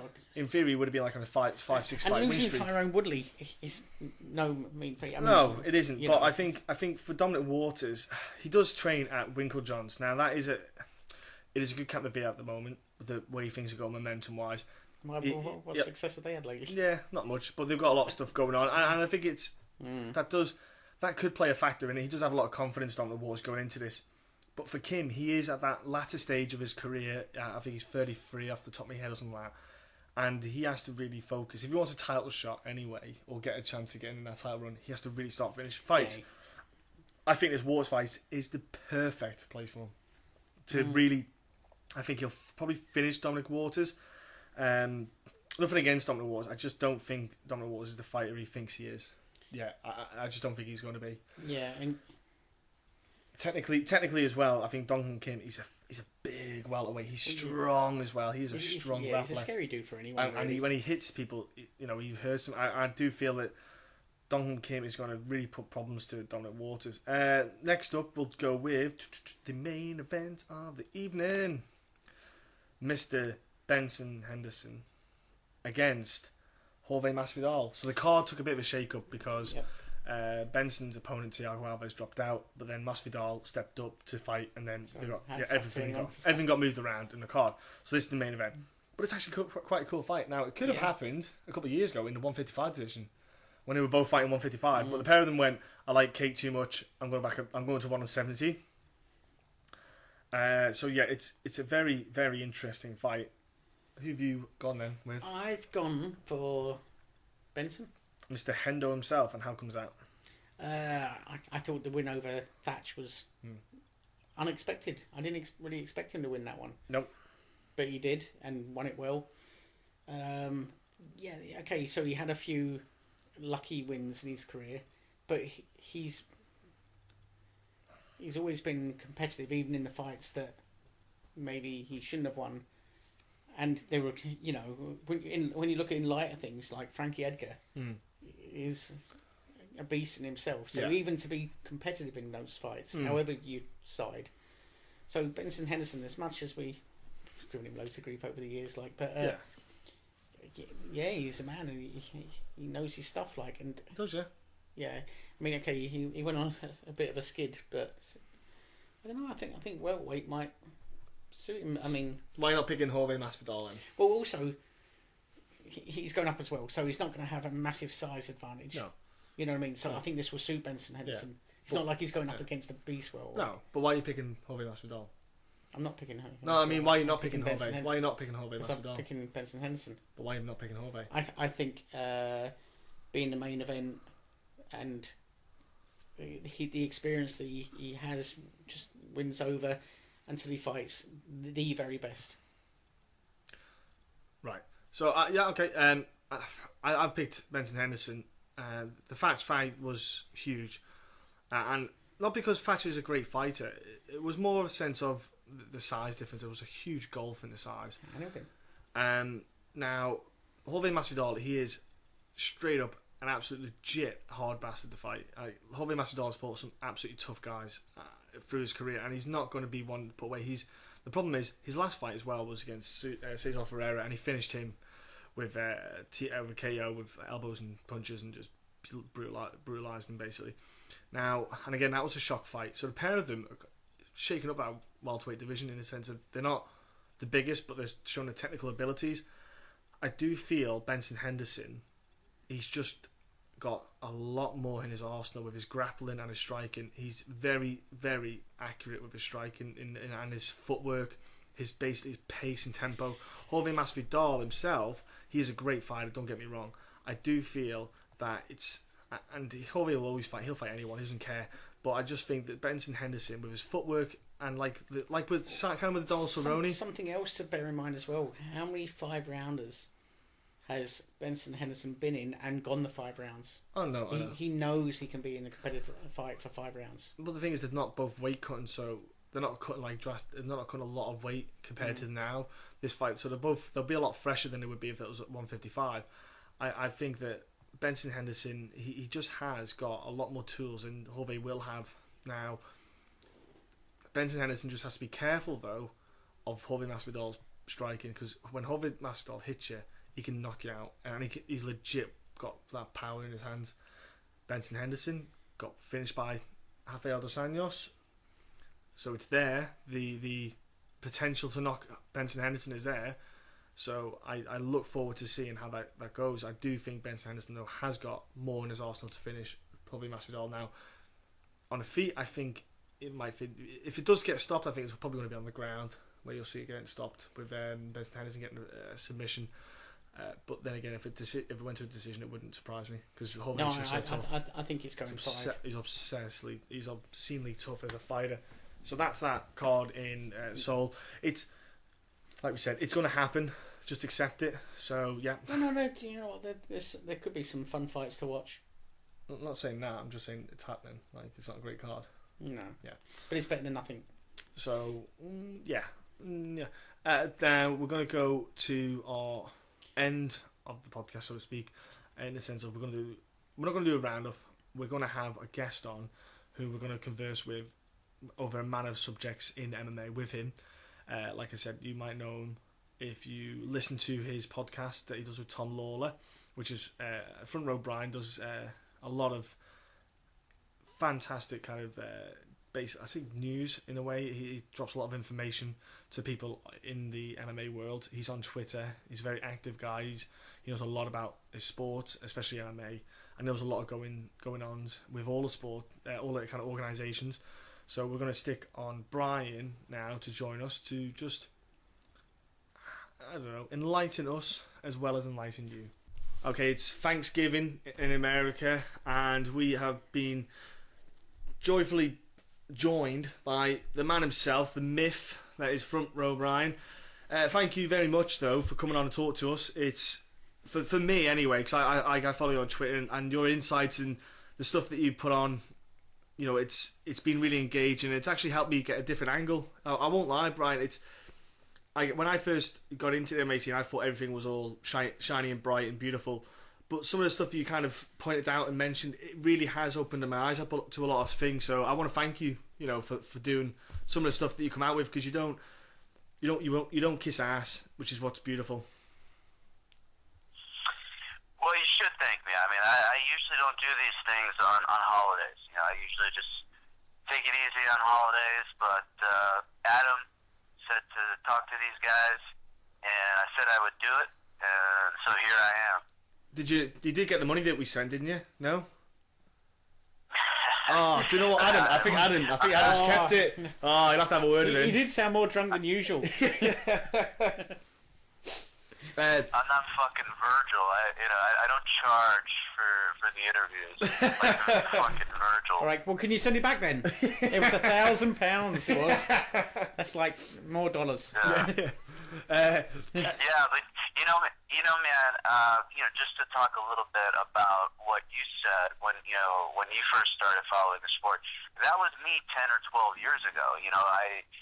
Whatever they said on television, I accept it as absolute fact. And then, once you start following it, and, I always refer to it as the MMA bubble, and, I admit I live within it, you start finding out that the things that you thought you knew is really not true, or, it's partially true, but there's some important details, and like Rocky said, it's not all sunshine and rainbows, from what you see on television, and then you meet some of the guys, and you realize that not only are they just regular guys, in many instances they're doing worse financially in their life than most of the fans.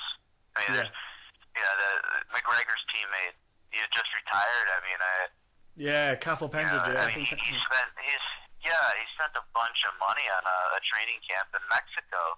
I mean, that's got to be expensive. He's got to pay for his guys to come.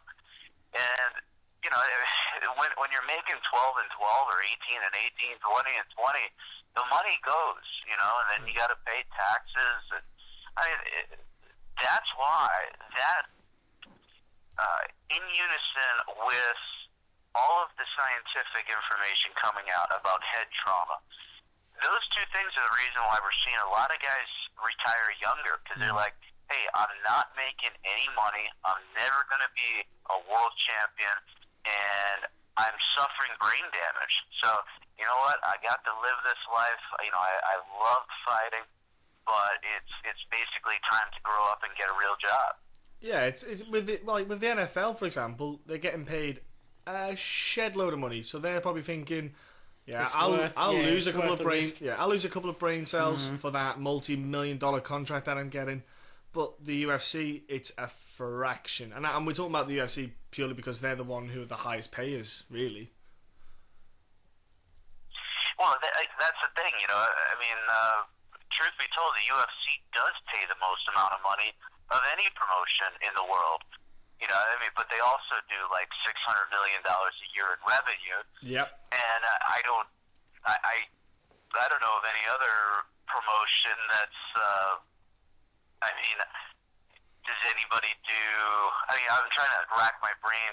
Bellator. I mean, their finances are a little complicated because Viacom. 97% of the company is owned by Viacom. Yeah. I mean. World Series of Fighting, I mean, what are they doing as far as revenue? They're doing great. 200 tickets. Well, that's the thing I wanted. That was the couple of. You literally touched on two things I was wanting to chat to you about. Really, it was, the financial things about the UFC.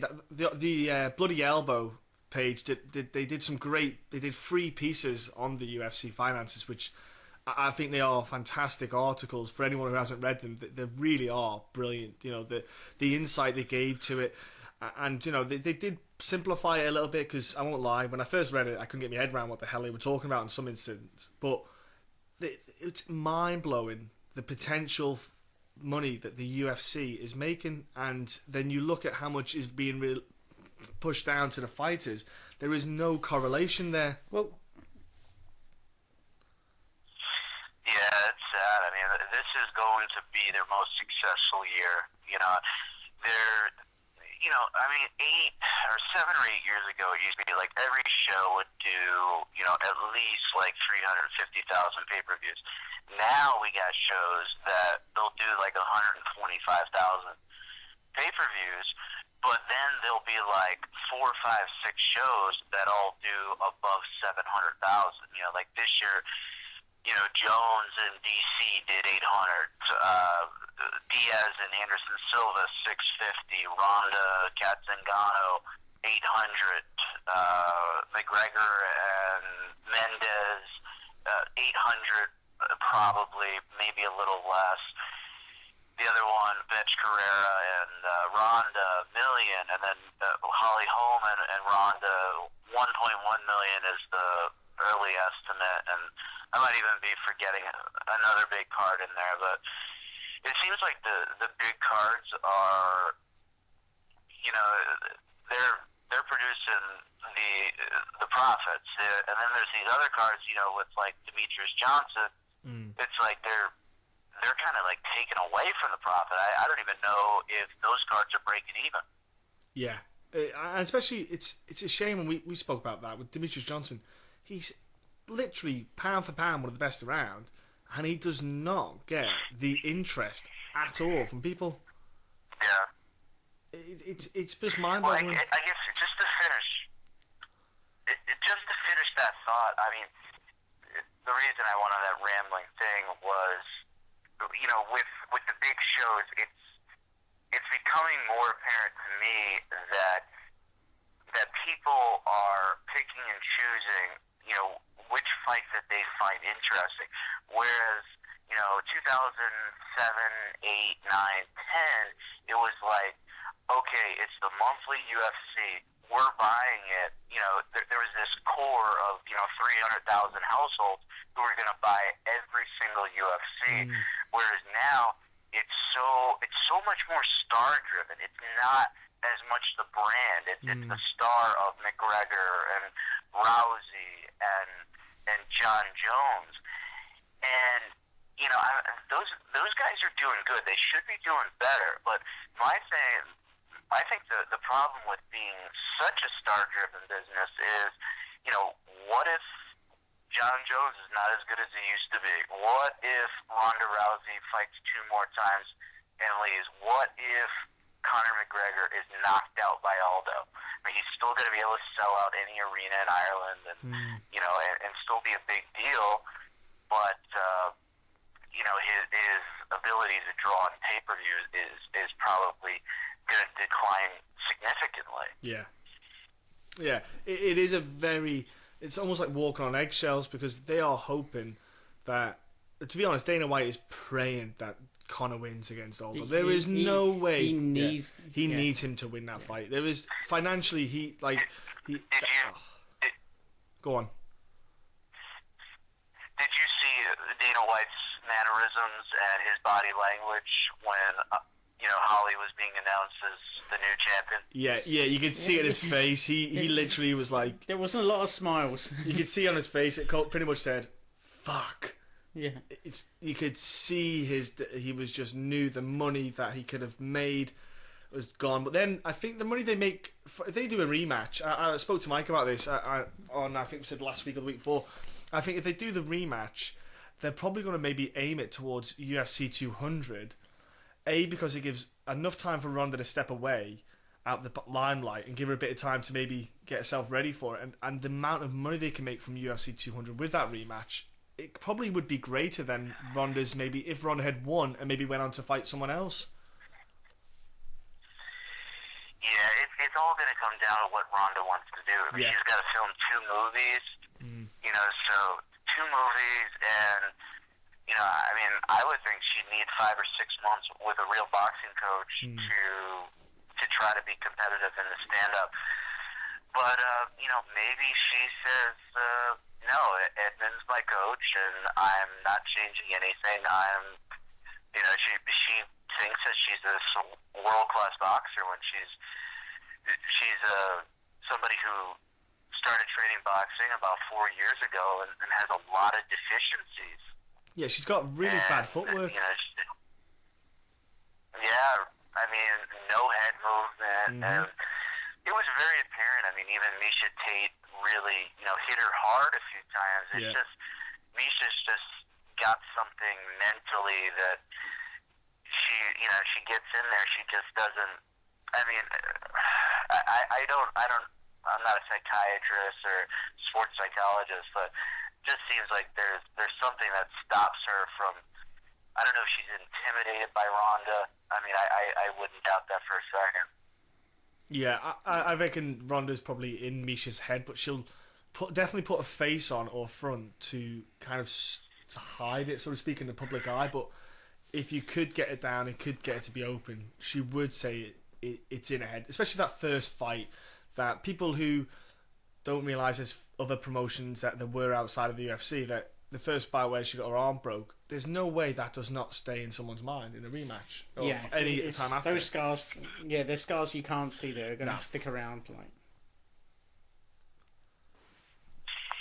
Yeah, I mean, the funny thing about this whole thing is, if they want to throw Holly Holm in there in the title fight, I think Miesha Tate is the one who deserves it. I mean, she's beaten, all of these, I think 4 in a row, all of them ranked in the top 7 or 8, and I would favor Miesha Tate. I think she has a more diverse attack to getting the fight to the mat, whereas Ronda, she's got a lot of knee problems that go back to, when she was 14, 15, 16 years old. So she's wrestling,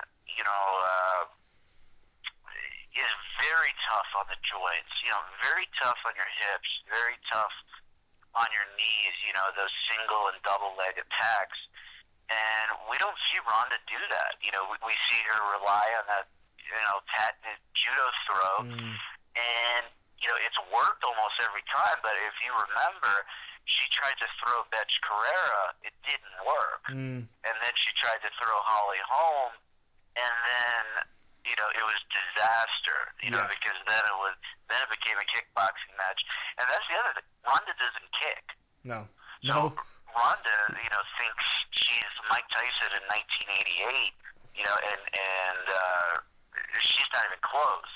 Mike Tyson's overrated. Ronda Rousey's overrated. The 10th power there.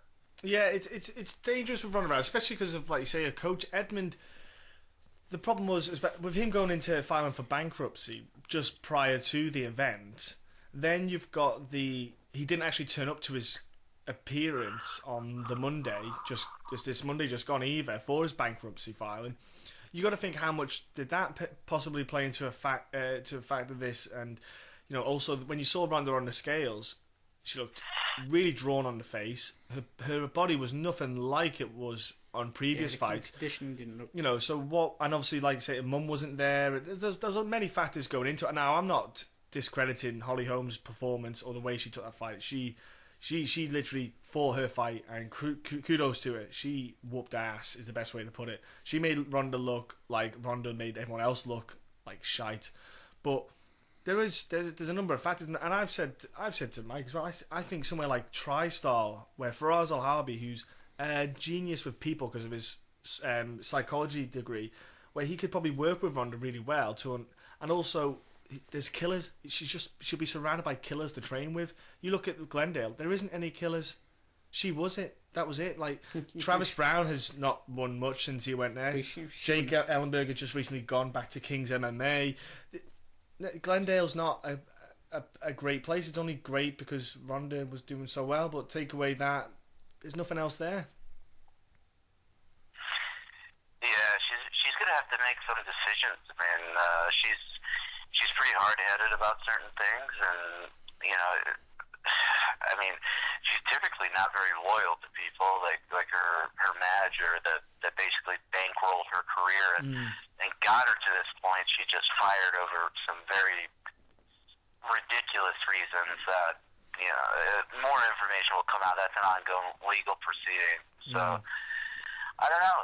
I don't know what type of control this Edmund guy. He seems a very, I've heard some people say, he's an okay guy, but he seems incredibly delusional. He's on Rogan's show talking about how Ronda, at 135 pounds, would beat any girl in the world in boxing. Yeah, so that. Except for Holly Holm. I mean, yeah. It is staggering. That's the dumbest shit I've ever heard. I bought into a lot of the Ronda hype, but when he started talking about being a world champion in boxing, I was just like, nah, get the fuck out of here with that. And the other thing, leading into this fight was Ronda was talking about everything except beating up Holly Holm. She's talking about being a jiu-jitsu world champion. She was talking about going back to the Olympics and winning gold in judo, talking about being a boxing world champion, and then to cap it all off, she wanted to be a WWE Divas champion. Yeah. So, I mean, this girl was just like, I think, I mean, just a classic case of just buying into everything, you know, and surrounded, you know, especially by like Joe Rogan, who's, you know, I have respect for his knowledge of martial arts, and I find him highly entertaining, but he's just embarrassed himself with this ridiculous praise of Ronda Rousey. And Ronda is somebody who really respects his opinion. So basically, he was not doing something very positive for her, just filling her, blowing more smoke up her ass. Yeah. And you know, she starts believing all this shit, and you know, she got we saw what humbled. happened. I personally wonder if it's because, I mean, the male role models she's got in her life are pretty much zero.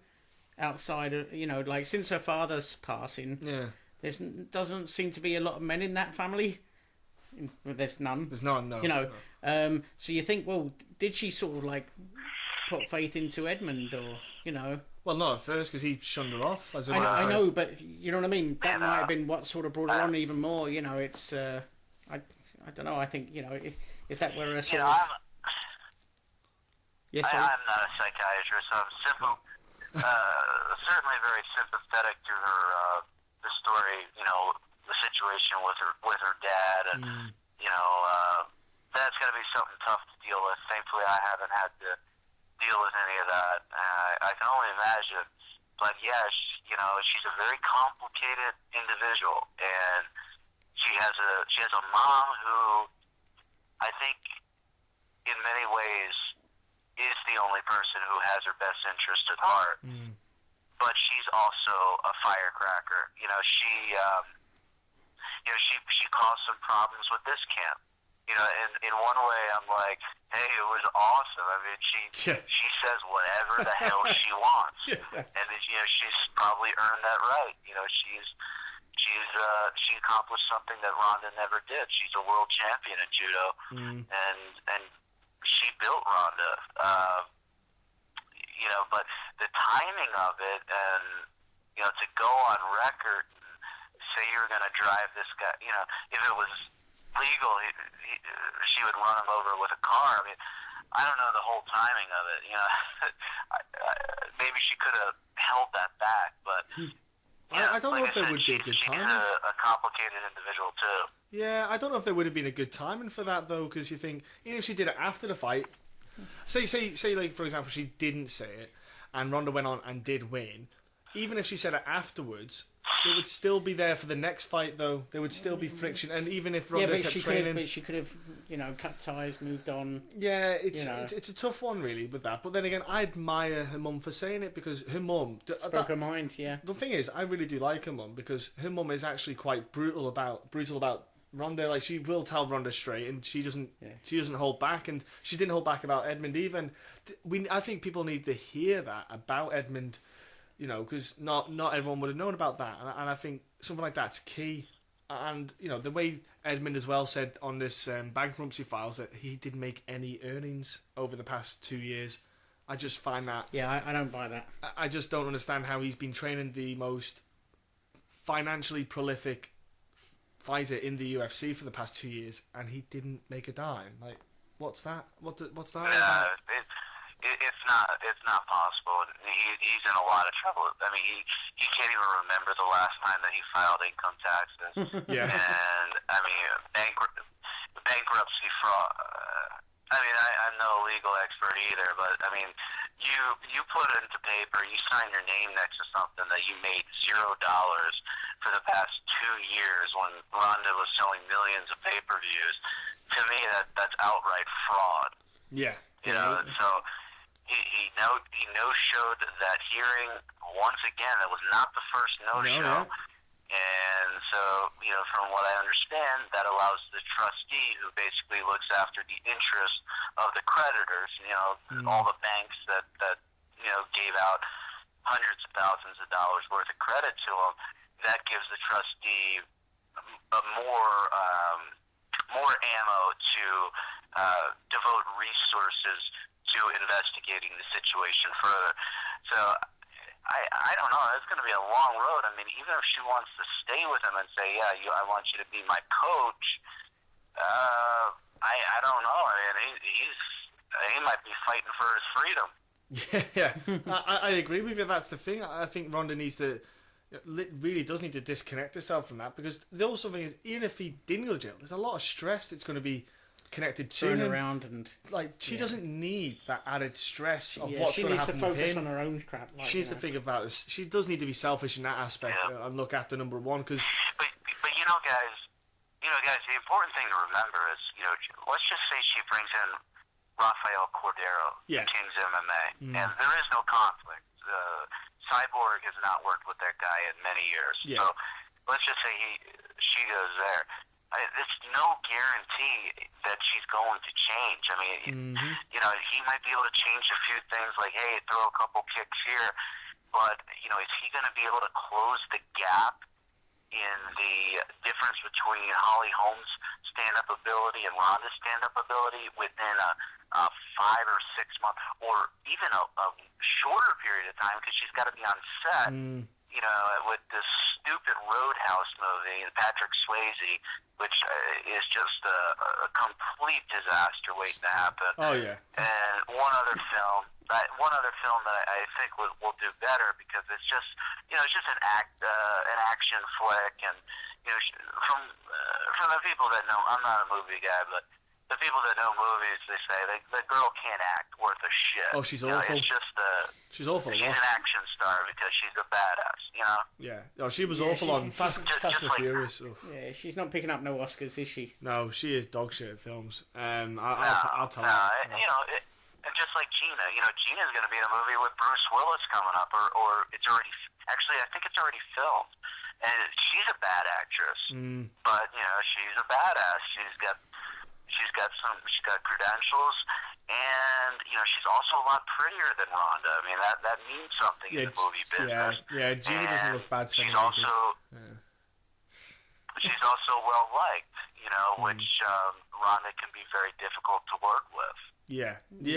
Ronda has that kind of persona. My point with all that is, it's no guarantee Ronda Rousey is going to become The Rock in the movie business. I mean, I don't know. I mean, I've yet to talk to anybody that says Ronda Rousey is a future of female action flicks in Hollywood. Well, you see, that's the thing is, because it was a badass that got her there.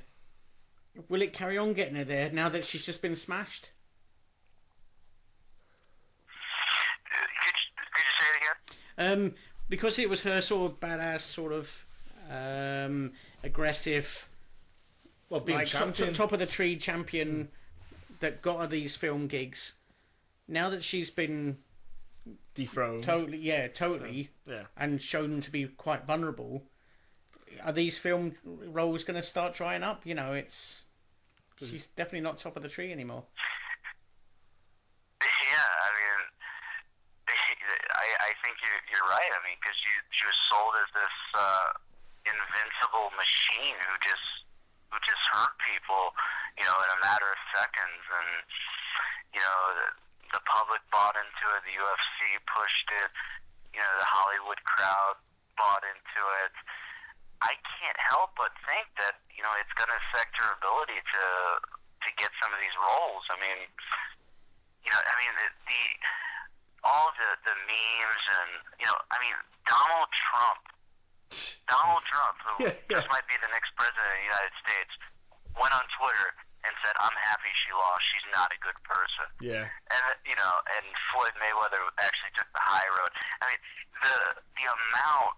I mean, even my mom's never watched an MMA fight. She calls it wrestling. She doesn't even know what it is.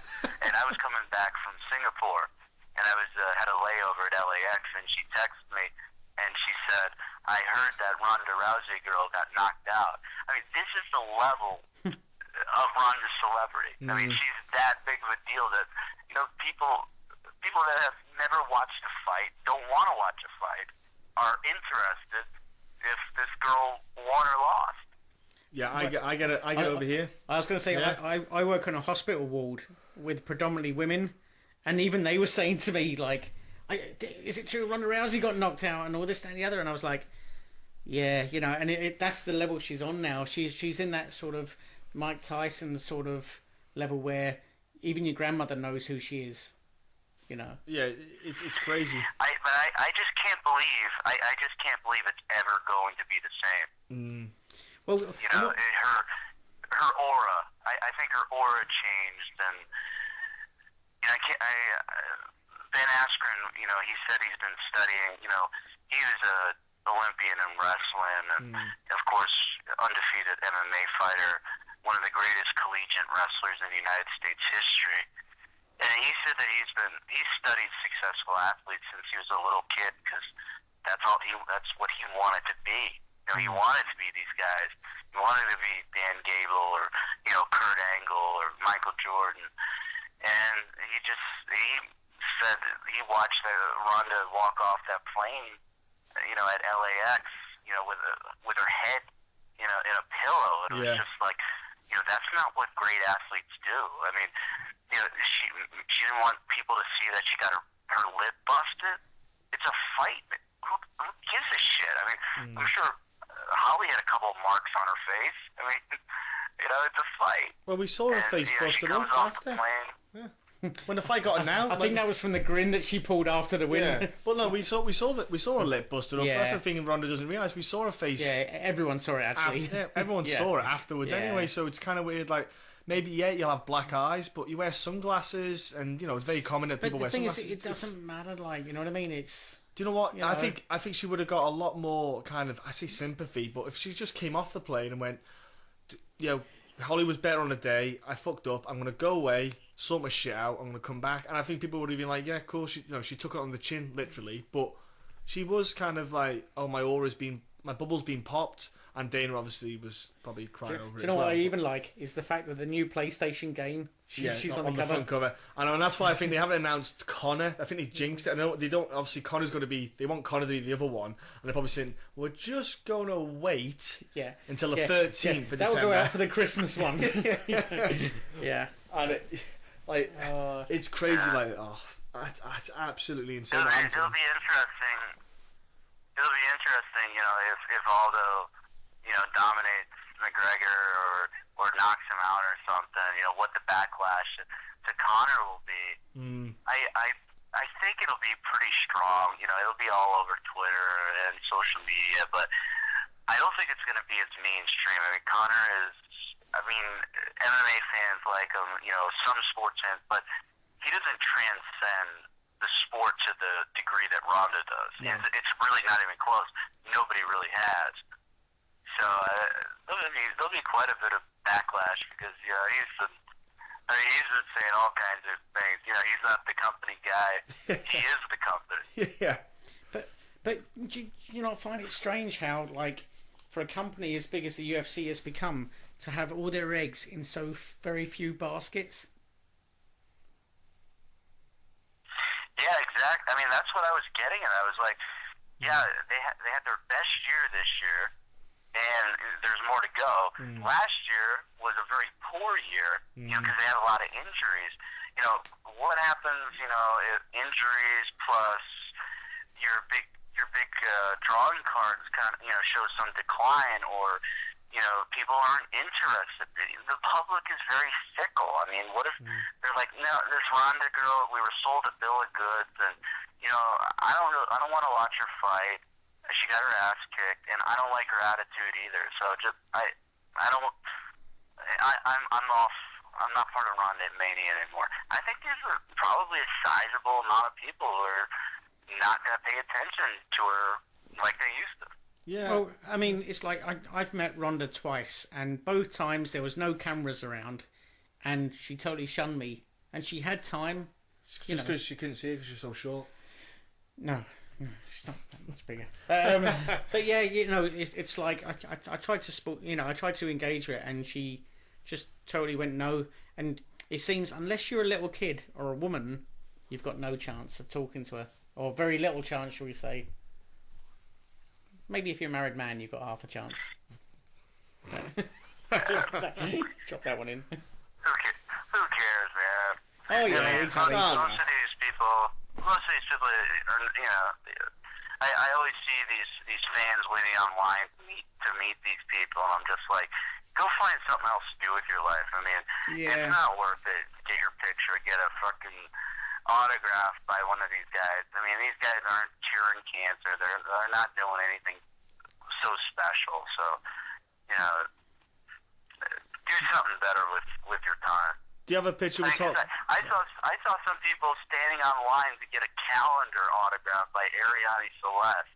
Can you imagine standing on line to get a calendar autographed by Ariane? No. I mean, that's when you have to like look at your life. You know, go on Google, put in like mental health professional or psychiatrist if you're smart enough to know how to spell that, and really take inventory of your life and seek out some assistance. We better take Mike. I actually shunned her. Yeah. We better take our calendars down, Mike. But, yeah, no, what's the name it's of that fella on your one? yeah. Have you got a picture of yourself with Tom Lawler? Yeah. What about Tom? I was going to say, have you got a picture with him? No, I'm leaving it. Right, so we mentioned UFC just then. I've got to bring up with you, buddy. What did you think? I thought it was I really enjoyed the interview, but what did you think of I don't know how Mike felt about it, but the John Jones, Ariel Helwani interview that just went out? Yeah, you know, I mean, I watched it, and I thought we saw a guy who is committed to changing his life. And one of the things I didn't like was, you know, he said, like, he basically admitted to continuing to drink and smoke marijuana even after the incident happened. It took 3 or 4 months. I was like, oh, wow, I mean, that probably wasn't a good thing to you know, to come out and say. But he's you know, he's a convincing guy, and he's actually not a bad guy. He fucked up big time. There is no defense for what he did. Yeah.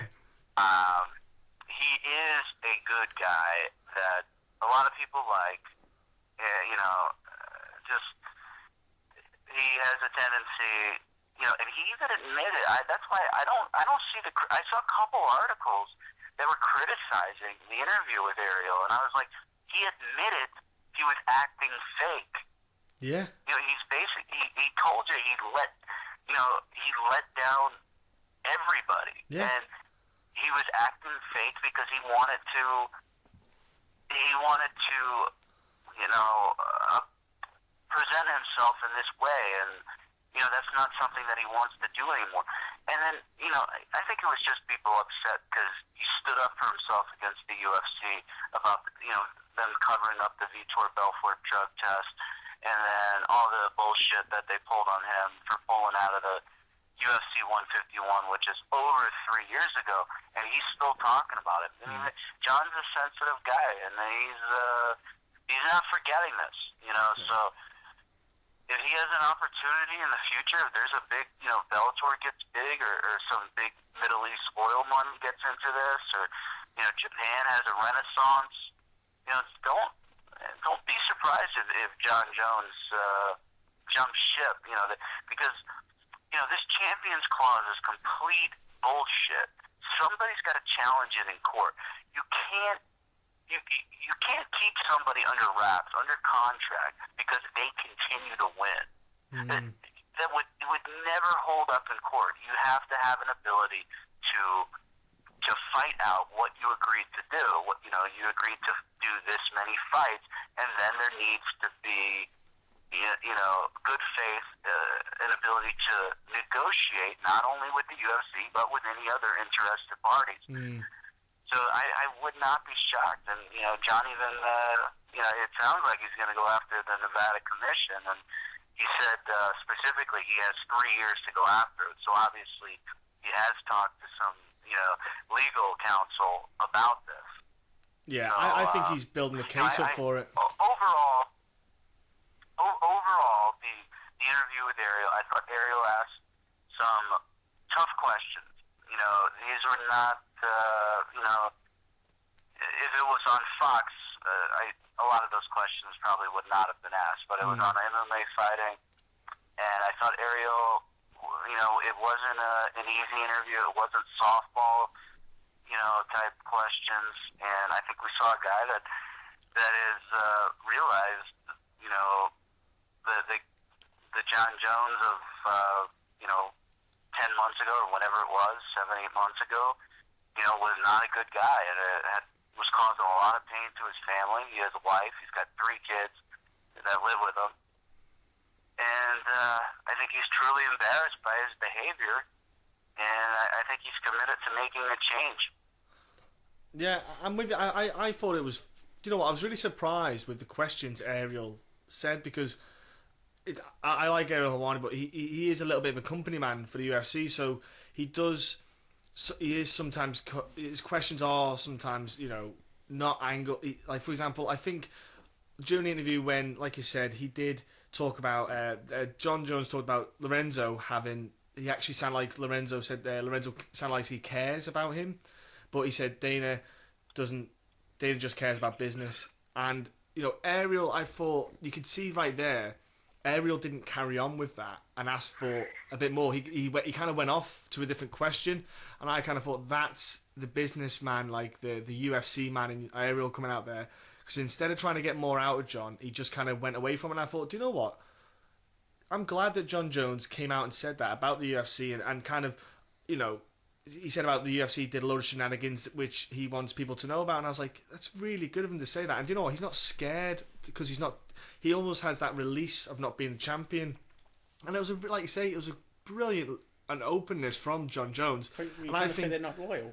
I know, and I think he will. I think he will. Like you say, I hope he maybe tests the market. Even Benson Henderson has talked about maybe testing the market as well when his contract's up as well. It's exciting times. I think a few will. I can tell you, unless the UFC offers an insane amount, because after that fight on Saturday, there's a 90-day exclusive negotiating period where the UFC negotiates with Benson.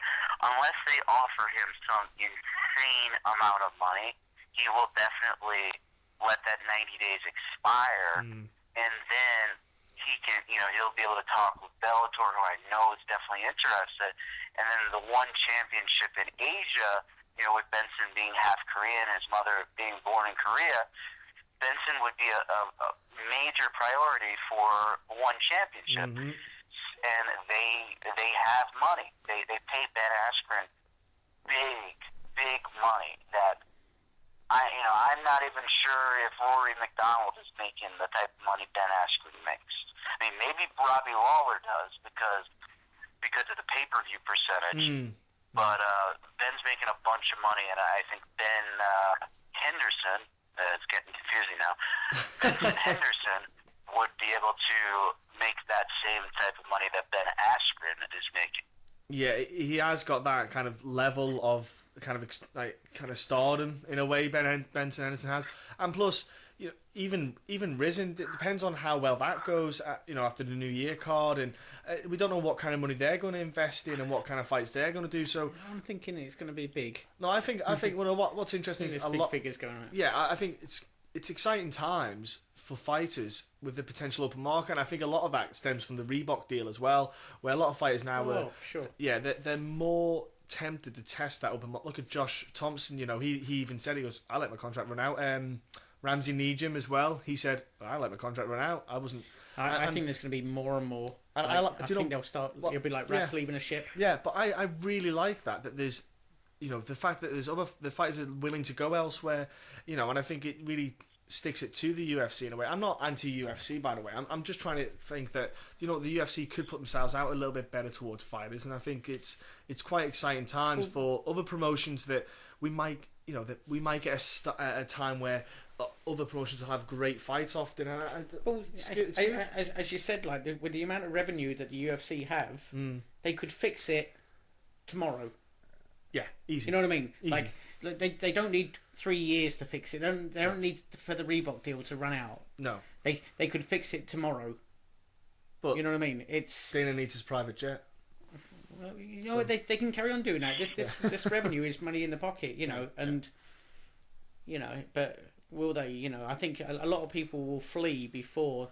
Yeah, I think John they start Jones putting their hands in their pockets and they start raising things up. But the fact that someone like John Jones and Benson Henderson saying it does speak volumes. I think that's what you need. Right? I think you need a current champion to flee. Well, and then you'll go, oh right, so that's how serious it all is. Well, I think Benson and John Jones are pretty much viable kind of people to do anyway. So I think they're big enough.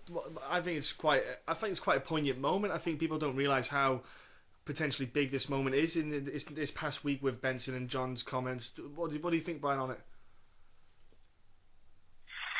Yeah, I mean, I've been saying it for a while that, you know, these guys, that, you know, they need to fight out their contracts because you're never going to know your true value in this MMA world unless you're a free agent. So UFC, they always want to lock you up, and then, you know, they will play games with you that if you don't sign that extension before the last fight, they'll say, okay, we're going to give you a much tougher matchup, or we're going to send you to, you know, Poland or something. We're going to send you down to Brazil. You know, we're going to do everything we can possibly do to make this as tough on you as possible to hurt your value in the market. So a lot of guys are just like, all right, send me the contract, because there is really no negotiation. You know, for like 95% of the guys, you know, if you're making 20 and 20 and you've been somewhat successful, they might throw you 23 and 23, 24 and 24. I mean, they might, but that's why, you know, I've had people say, you know, there really isn't a role for a manager in negotiating contracts for some of these guys who are at the lower level and at the mid-tier, because the UFC is just, they're just so used to getting their way, and they have so much leverage, and they have a lot of ability to hurt your value in the marketplace. So guys just kind of cave, and they keep signing up before that contract expires, and that's why free agency in MMA is so rare. I mean, I think it would be awesome. I mean, you know, if John Jones became a free agent, it would be so big for the sport. You know, it'd be like, you know, our LeBron James. You know, like the decision. I don't know if you guys are big on basketball over there across the pond, but you know, LeBron James in 2010 he was a free agent, and then he was just a free agent, I think, the summer of 2014. It was the biggest news item for like damn near the whole season. They were like, oh, where's LeBron gonna go? You know, I think he ended up. Did he go to the Lakers? Did he? I can't remember now. Did he go back? Did he end up at Lakers this season? I can't remember where it is. He's gone to now. Well, yeah, I do. Yeah, I remember it being huge. Yeah. No, he went. He went to Miami, and then he went back to his home team that he played for prior, the Cleveland Cavaliers. Cavaliers, sorry, yeah. I know he went to the Heat because the Heat had like a ridiculous team at one point. They had like every probably top player at the time, and it was like a superstar team. But yeah, it would be that kind of level. I think if John Jones did it, and I think it sounds crazy. I think we need that to happen. I think the sport needs something like that.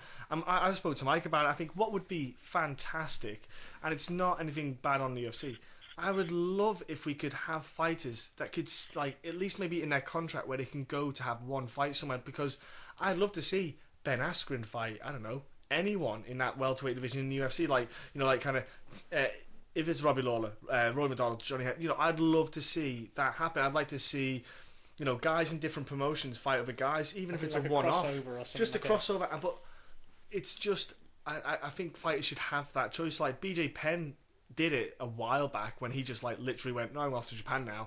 But the thing is, back then the sport, I don't feel, was big enough, or it just wasn't big enough at the time for people to really realise what they could be doing now, because people forget what BJ Penn did, you know, and you know, like Chuck Liddell. Yeah, when he left.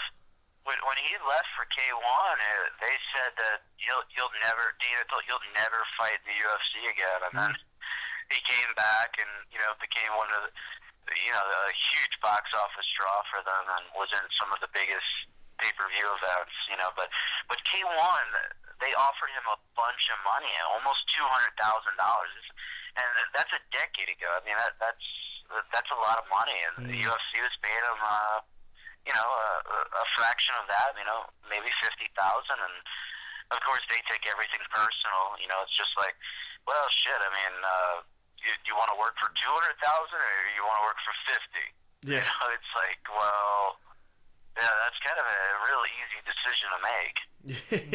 Yeah, it really is. Yeah, A-level maths isn't needed on that one. No, you don't need to be a mathematician to work that one out. But that's the thing. I think that people don't realise that BJ Penn has already done. In effect, he has done what is already, like we've talked about just now, what should happen. But not everyone knows. That's the thing. No, it wasn't in every home. It wasn't every home, and unless you're a little girl and a little nerd like we are, you won't know it like an absolute turd like I am. But the thing is, people don't realise that it happened, and I think we need another incident like that to maybe reignite people's thoughts. And it sounds, I'm not being anti-UFC. I think that people should, like you say, have a chance to test themselves on the market, because people are worth a lot more than that, because they're getting their faces kicked in, and I think it's worth a lot more than just 2020, or even, sadly, if you just sign up 10-10.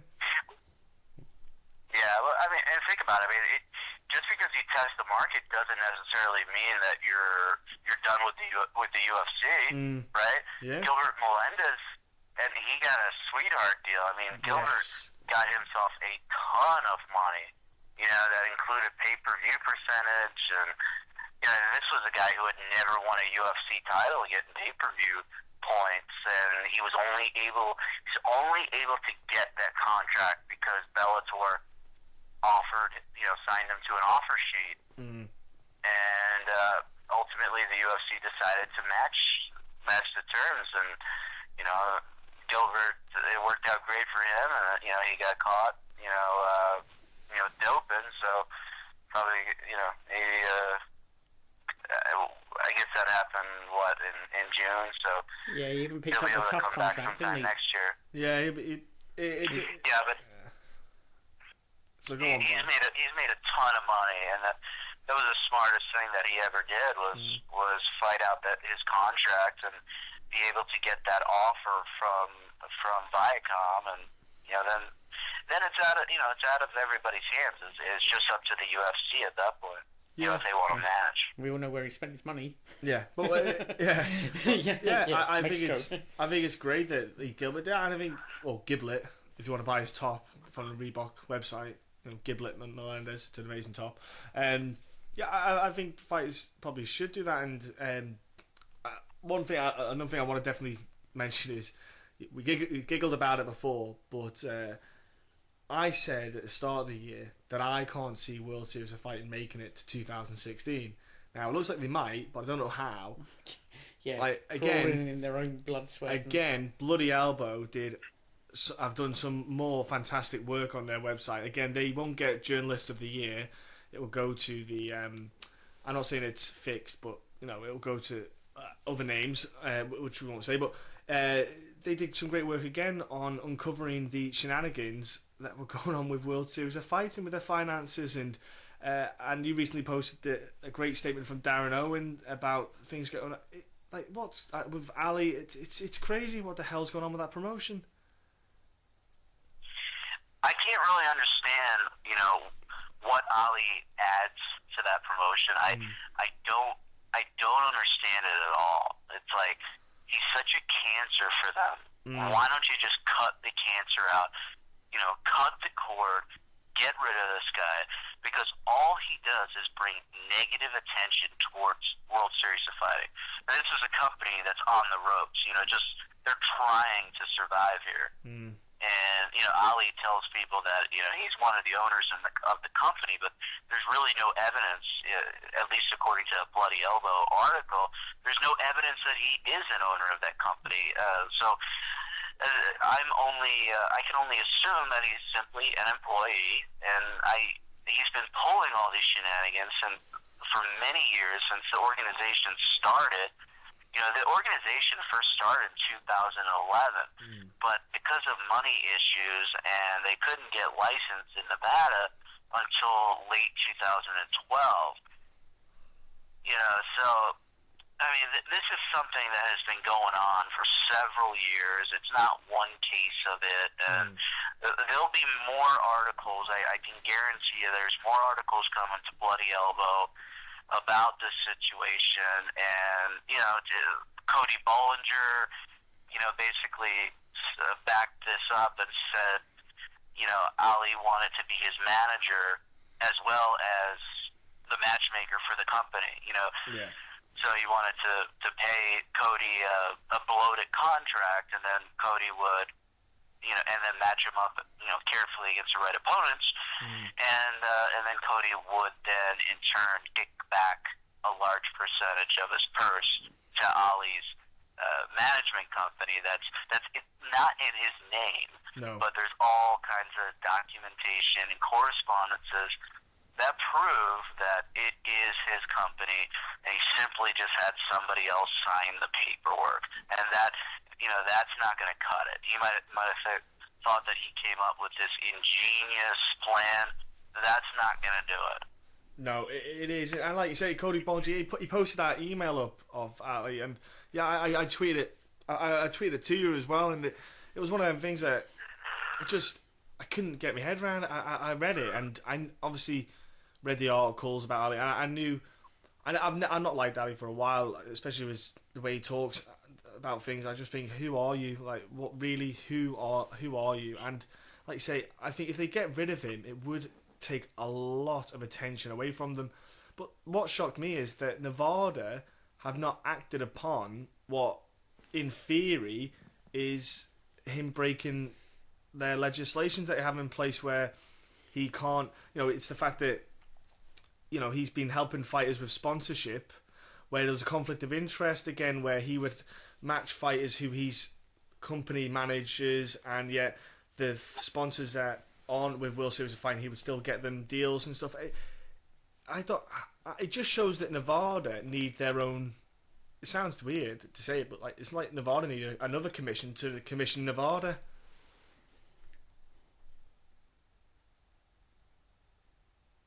Are you still there, Brian?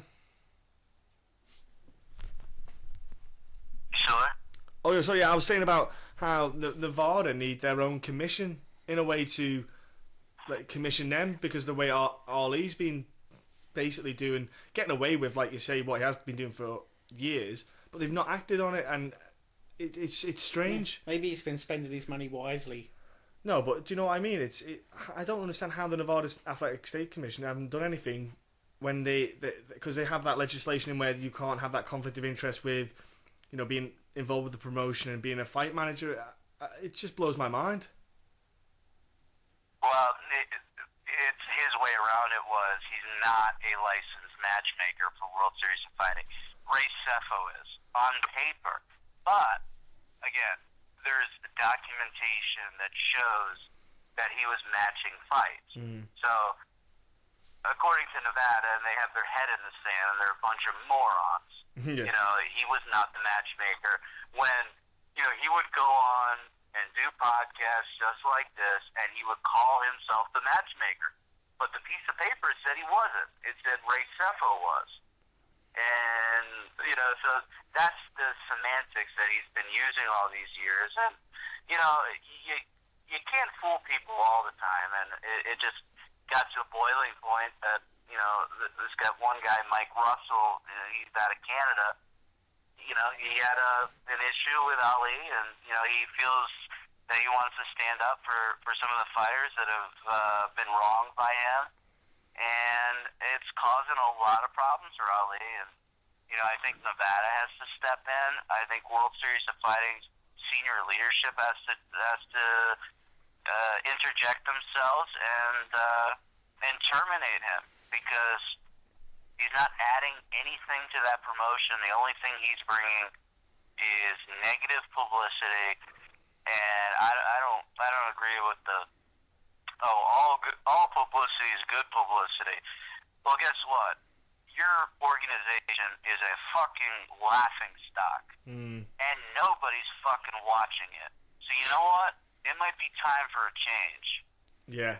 The weekend, this one just gone, the 8-man tournament they just had, I think it was the third lowest they ever had in viewership, I believe, off the top of my head. Well, I think it was... It was the third lowest, and I know that because I was talking with Jason Floyd, who's an excellent journalist.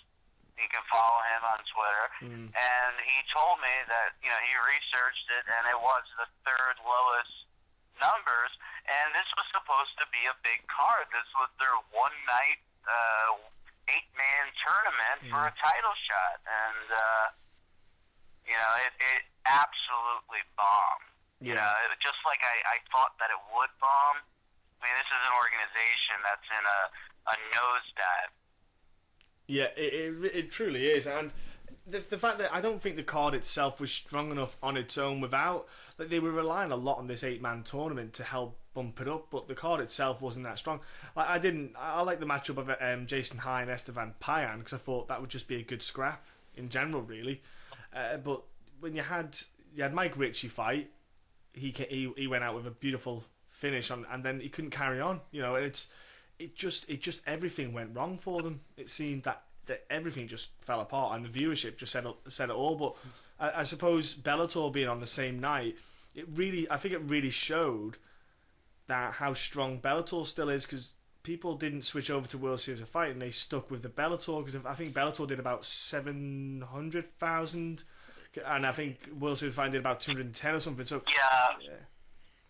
Bellator was over by the time World Series went on the air. Oh, was it? I don't know. We're in the UK, so I don't know about the timings. Yeah, on the East Coast, World Series started at 11 p.m.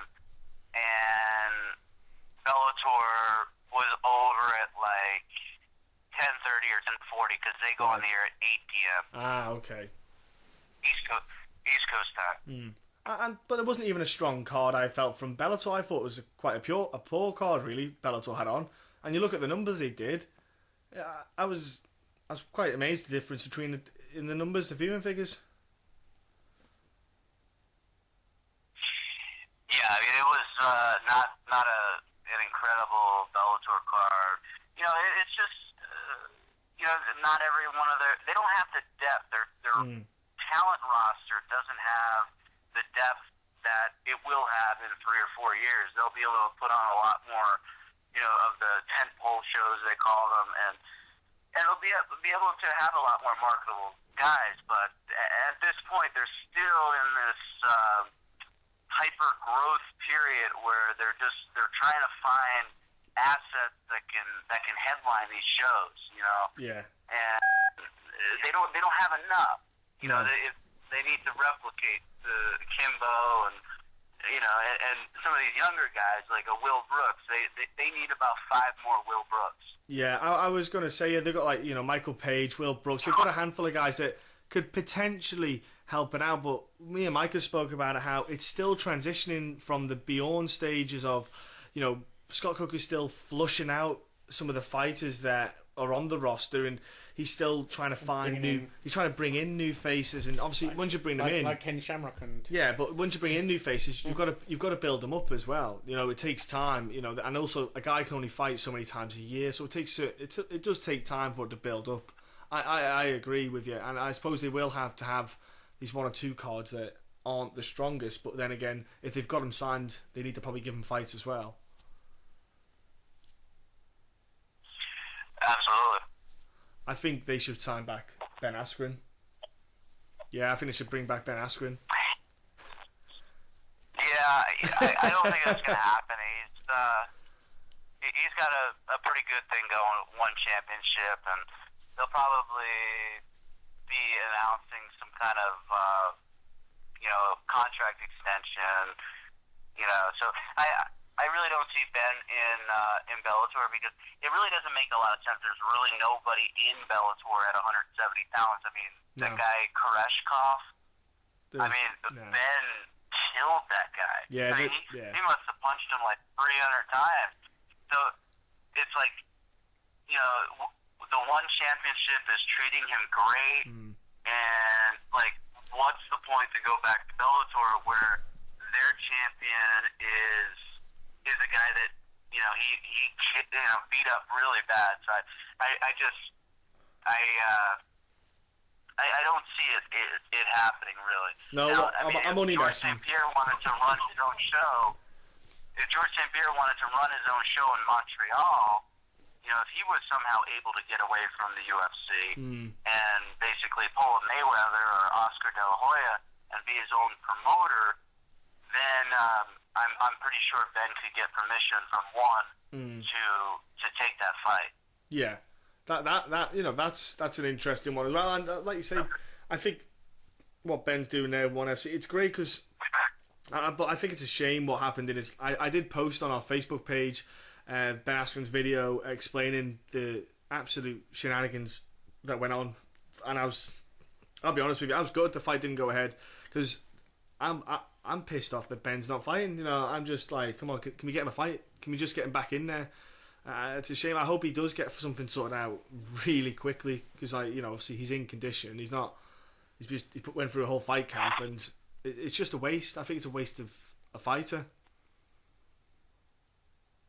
Yeah, it was a waste. It was a waste of time, a waste of a lot of hard work. But he's always improving. He keeps a positive attitude. He got paid in full for that fight because he did his job, and he'll get in there again in January, February, and he'll get paid again, for big money. And, so it's one of those things where, he's not angry about it. It's more like his attitude is just like, how can the Santos guy be this stupid? Like, what? Yeah. What's wrong with him? It's more him being perplexed by the whole situation rather than him being angry, Yeah. So. Yeah, I was just good. I was just like, I was quite looking forward to the fight because obviously the whole incident, the last fight there, but I was just quite looking forward to it getting on again, the fight happening again. But do you know what? Like you said, me too, man. I flew 25 hours to get there. I wanted to see it too. Hey, if you said January, February, that's good. That means he's not having to wait, but also from being greedy as a fan means we don't have to wait long either. Which is, I'm going to be selfish. I care more about being a fan and watching. I'm watching fights, so the sooner he gets back in, the better. Really, Brian. We're not going to keep you on forever because we're just being greedy and selfish. But we'd love to get you back on again and chat to you. But buddy, thank you for talking with us on this topics of MMA. And do you know what? You do your own podcast as well, so which I have listened to. I have to admit, people, if you have got iTunes or whatever. But Brian, you're going to tell people how they can tune into your podcast, aren't you? So can you let people know? Yeah, all the links are on Twitter at Front Row Brian, and it's on iTunes, it's on SoundCloud. And then also, if you go to YouTube, just put in Filthy FRB Show. You can listen to it on YouTube or download it on iTunes. Most people go to iTunes, SoundCloud also. And Tom and I, Filthy Tom Lawler, he's going to be coming back in the new year too. So stay tuned for the announcement of his next fight. But we're going to start trying to do it on Thursdays and be more consistent with the releases because, MMA is not my full-time job, so I have a lot of other shit going on, but we're going to try to release on Thursdays and be more consistent, and I think that'll help promote the podcast better, and, more people will be aware of it. Yeah, well, that's the thing with us. We're consistent, aren't we, Mike? We're consistently shit. Yeah. So we know, people know what they're going to get. We can't go any poorer than what we are. Exactly. So people know what they're getting. You see, that's a good thing. We don't let them down. And we hope you all enjoyed this week. We certainly did. We had a great time. And we just want to get you, before you go, jump on your social networking sites and give these people a follow. We have UFC Scotland. We have on Facebook UFC Wreckage. Also, their website and Twitter is MMA Wreckage. We also have MMA UK, and their Twitter handle is We Are MMA UK. On Facebook, we have Fighting and MMA. And on Facebook and Twitter, we have The Real MMA Talk. And then last but not least, on Facebook, Twitter and Instagram, they're funny. They talk about MMA. It's funny MMA. Jump on. They'll give you a giggle. And let's finish off with thank you very much, everyone. We will be back very soon, won't we, Mike? Yep, definitely. Thank you very much, and goodbye.